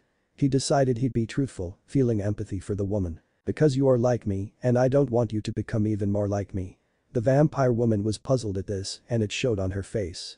Sasuke turned, walking back down the trail with Office. This alarmed the vampire woman, and she hastily made to catch up to him, only to bump into his hard body as he had stopped. Her rear was going to be a shade of red from all the abuse it was taking lately, she just knew it. One more thing before we leave. I can't just call you vampire when we speak, it's demeaning. What is your name? The woman stood up, a look of embarrassment on her face. This was a god, and she hadn't even formally introduced herself. Akasha. Akasha Bloodriver, sir. Sasuke cringed at the title of authority she threw in, and could swear that he could see Office smirking out of the corner of his eye, a habit she apparently picked up from him. If you don't mind me asking, sir, Sasuke's eye finally released that twitch it had been holding, what do you want me to refer to you by? Well, for starters, drop the sir. He didn't know what he'd do if he was called that for an eternity. As for my name, it's Sasuke Uchiha. The days dragged on as Sasuke and his, now, group of 3 traveled the lands. It had been about 3 weeks since their last excursion, saving Akasha, and every day, they'd stop to rest. Not because any of the 3 really needed it, though. Rather, they had to, on account of Akasha not being able to move in sunlight, lest she burn to a crisp. Sasuke found this troublesome, but at least they had an actual base to reside in thanks to Office. Worrying about the base being found out wasn't very high on top of the priority list, either, seeing as how the protection wards and spells Amaterasu, the goddess, not the technique, had placed on it before becoming compact were still there. It would take a true sage like Naruto or someone with a piercing eye like Sasuke to pinpoint that the building even existed in the first place, so they rested comfortably even in the daytime. Sasuke was certain they were the only ones of their kind here. So, Sasuke-sama, how long have you and your apprentice been wandering the world together? I assume it's been a long time since you asked about my lifespan and all. Akasha was a naturally bubbly and curious woman once she opened up to someone, and it didn't take long with Sasuke since he had saved her. She'd ask questions, make quips, and smile as if nothing had ever happened to her prior, which caught Sasuke completely off guard. He expected her to be reserved, withdrawn, sullen, forlorn. It's the way he used to be, at least. I thought I told you to drop the honorifics. Sasuke scolded her. She would consistently and insistently call him some combination of Sama, sir, and even master over the last 3 weeks, much to his dismay. It painted a picture like he owned her, and he had no use for such a relationship, especially given her recent past. Now that he's come to think about it, actually, he didn't really know all that much about her. I can't help it, Sasuke-sama. It's the way I was raised. He caught the slightest slip in her facade and pressed the issue. Raised, huh? You mean by that monster I slew? How did you come to be under his control, anyway? Sasuke couldn't stop himself inquiring to know more about her. On top of the obvious shared circumstances between them, learning more about her would go a long way into building trust.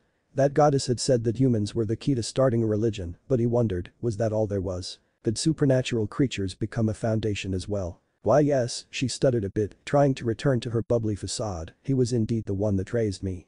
My race, as I've already explained, was wiped out as far as I knew. I was only a little girl when it happened, so there might have been a few of us who escaped that I was not aware of, but for the last 20 or so years, he and I were the only vampires alive that I knew of. Sasuke nodded, wishing for her to continue. Dracula, he wasn't always like that. He was benevolent to start out with, actually. After the tragedy, he went mad. He became obsessed with getting revenge and restoring his race, no matter the method. He started raiding nearby settlements, taking humans and trying to turn them. Turn them? Sasuke raised an eyebrow at this. Yes, she continued. Normally, he'd take the blood of a human after he bit them. Making a true vampire, in turn, required him to inject his blood into a human. Humans just weren't made to hold the type of power he possessed, though. All those corpses in the castle. Those were failed experiments of his. Sasuke readily took in the information. He couldn't lie, this was an interesting session. He had learned that it was always more useful to have first-hand accounts rather than recycled passed-down folklore that could be altered over generations, like the Achaea stone tablet. On top of that, he wouldn't have been able to glean this information on his own had the vampires gone extinct. Having a benevolent vampire follower was a boon and a half, but he still needed answers to a few more questions. A true vampire? Sasuke was perplexed. What was the difference? Yes. There's a legend he used to tell me about a nearly all-powerful vampire named Shinso. To become a true vampire, one had to have partaken in Shinso's blood. Vampires who took on this blood were classified as Shinso themselves. It's incredibly hard to contain and even harder to master. Dracula was the only Shinso still around, but not for lack of trying. I guess that's another thing, actually. To become a true vampire, you must be bitten by another true vampire. You can't even inherit it. She finished her explanation with a look of contemplation, Sasuke noted. This was all news to him. Shinso vampires were basically the equivalent to Mangekyo users back home, if what he was hearing was correct. Incredibly rare, incredibly powerful individuals amongst an already exceptional clan. If merely containing the blood was difficult, then fighting with it would be tough even for those with innate talent. All good and well, but he needed to get to the bottom of other matters. Very informative. It's nice to know all that, but I still need to know how he took control of you. Akasha bit her lip, whatever memory being dredged up obviously being a bad one. Sasuke waited patiently, allowing her to collect herself. Well, that's the thing about the stuff I told you. He had failed in trying to raise a vampire army, but came to realize that he had been going about it the wrong way. He started training me in the ways of combat and savagery. At first, I thought it was to help me protect myself, since I still wanted to see him as the benevolent king he used to be, but I was so wrong. Right as I became a teenager, tears started to flow out of her eyes, and she felt horrible being unable to stop them. Injected you, Sasuke finished for her. You were already a vampire, so you could take his blood and his power. Akasha nodded at this, attentive even through her tears. Sasuke was, in no uncertain terms, disgusted. Manipulation was a tactic that was at the top of his shit list for obvious reasons. He was glad he had killed off that maniacal vampire lord. I've sinned so much, she continued, I just wish we could have gone back to the way things were. Sasuke's face sported a familiar grimace. There it was, he thought. The pain, the grief, the wish for atonement, all plastered across her crying face as it once was on his. Sasuke steeled his expression, having one more question for her to answer. Miraculous, he thought, that she was willing to divulge her deepest, darkest secrets to someone she had just met. I take it you've killed people, hearing how regretful you sound. She nodded her head. Well then, do you want revenge against the people who started his descent? Do you hate humans? Sasuke looked her straight in the eyes, searching for any kind of hesitation or secrecy. The eyes were the window to the soul, and he could discern just about everything with his own gaze. She looked straight back at him. No, she answered without hesitation. They had every right to fear us. We were the predator, and they the prey. Anyone would take the opportunity to purge those who endangered their lives from shared lands, yet still, I feel as if we can coexist. The bloodshed, the conflict, the hatred. We don't have to live with each other like that. Had we fostered better relations from the start, I might still have my king, or at least I could be forgiven for my own sins. Sasuke scanned her for any sign of deceit. The slightest fidget, hesitation in her voice, the most minute of face movements or quivering. Nothing. He found nothing. This woman, to his trained eyes, was legitimately and authentically compassionate towards those who had wronged her. He couldn't help but admire that compassion, and he almost envied her for it. He had very nearly given in to the darkness, and it was only someone with an even more fierce compassion that had saved him. He saw that same type of compassion in her. He was sure of the decision he had been brewing on. Well, I don't know if that forgiveness you talk about is attainable. Humans are fickle, vengeful, and unrepentant at best in my opinion. Akasha was a bit dismayed at this. She knew it was a silly dream, but it was what her heart truly desired. All the constant conflict had turned her into a pacifist. However, if no one else will forgive you, I will. You want to help people understand each other, even if only a small amount more. To atone for your past sins. Come with me and become my priestess. Spread the way of Ninshu in peace. If you really want to, we can make a difference in the world. Akasha looked up at him, in awe for a second. Talking to him came so easy, she had forgotten entirely that she was in the presence of a divine being. It was almost as if he was human himself. She mentally slapped herself, discounting that silly notion. No human that she knew of was powerful enough to do to her king what he did. She perked up and smiled that bright smile she was known for. Yes, I will. Thank you very much, Sasuke-sama.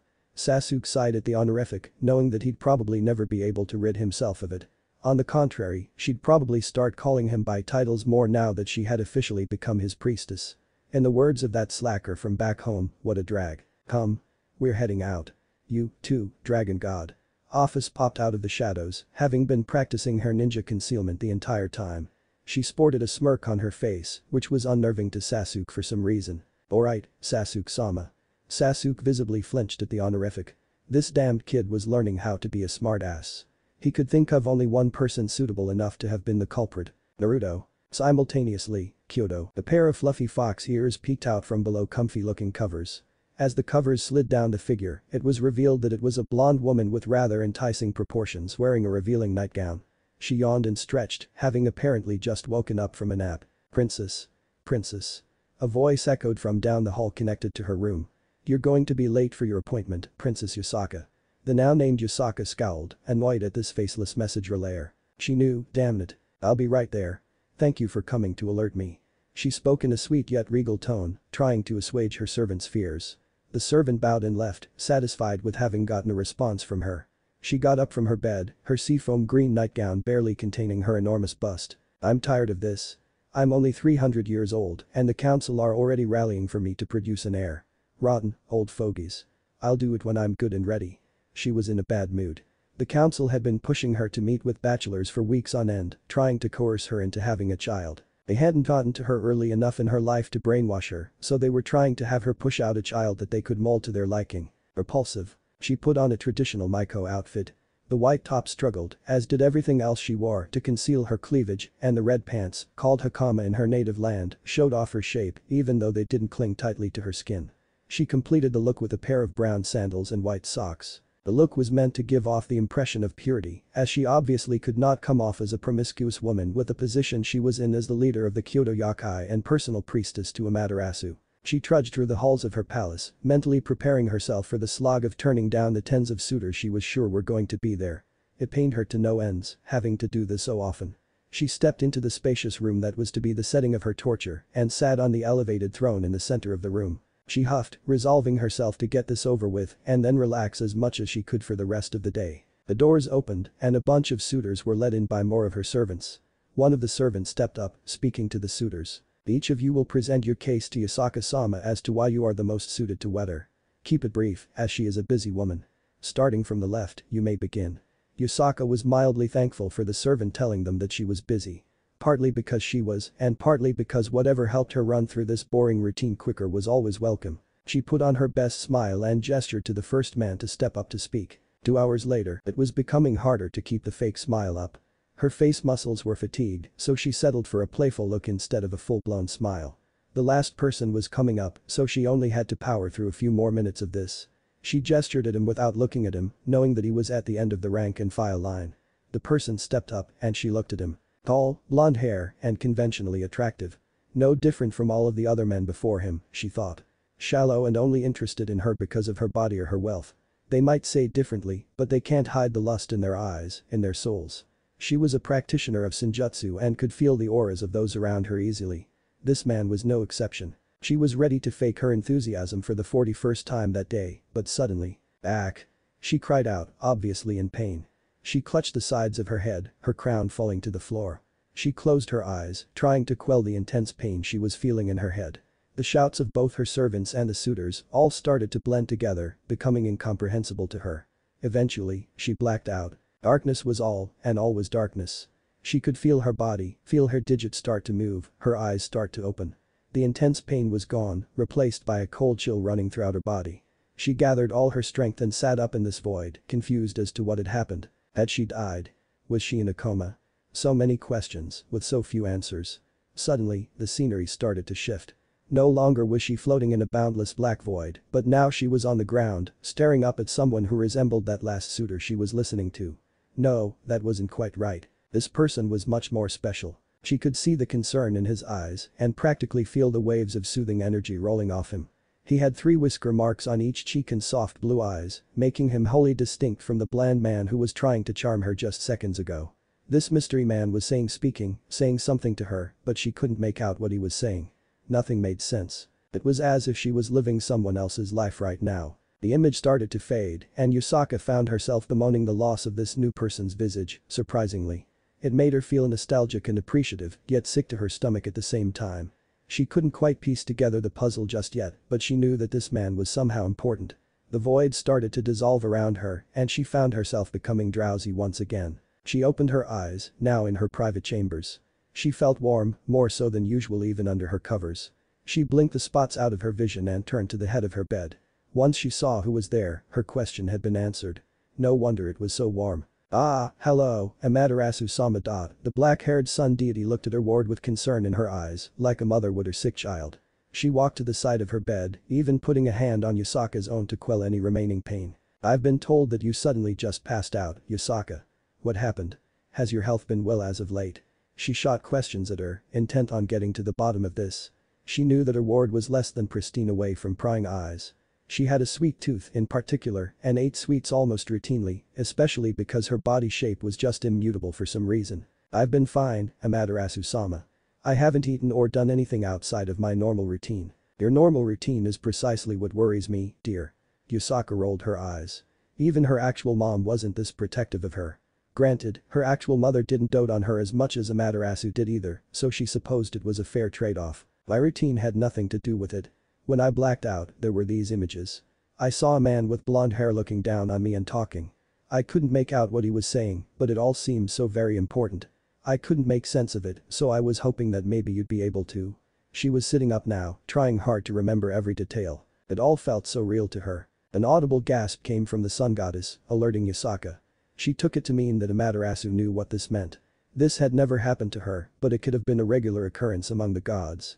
There were many things she didn't understand about them, and many more things that she couldn't even begin to fathom. A prophetic dream, the goddess started.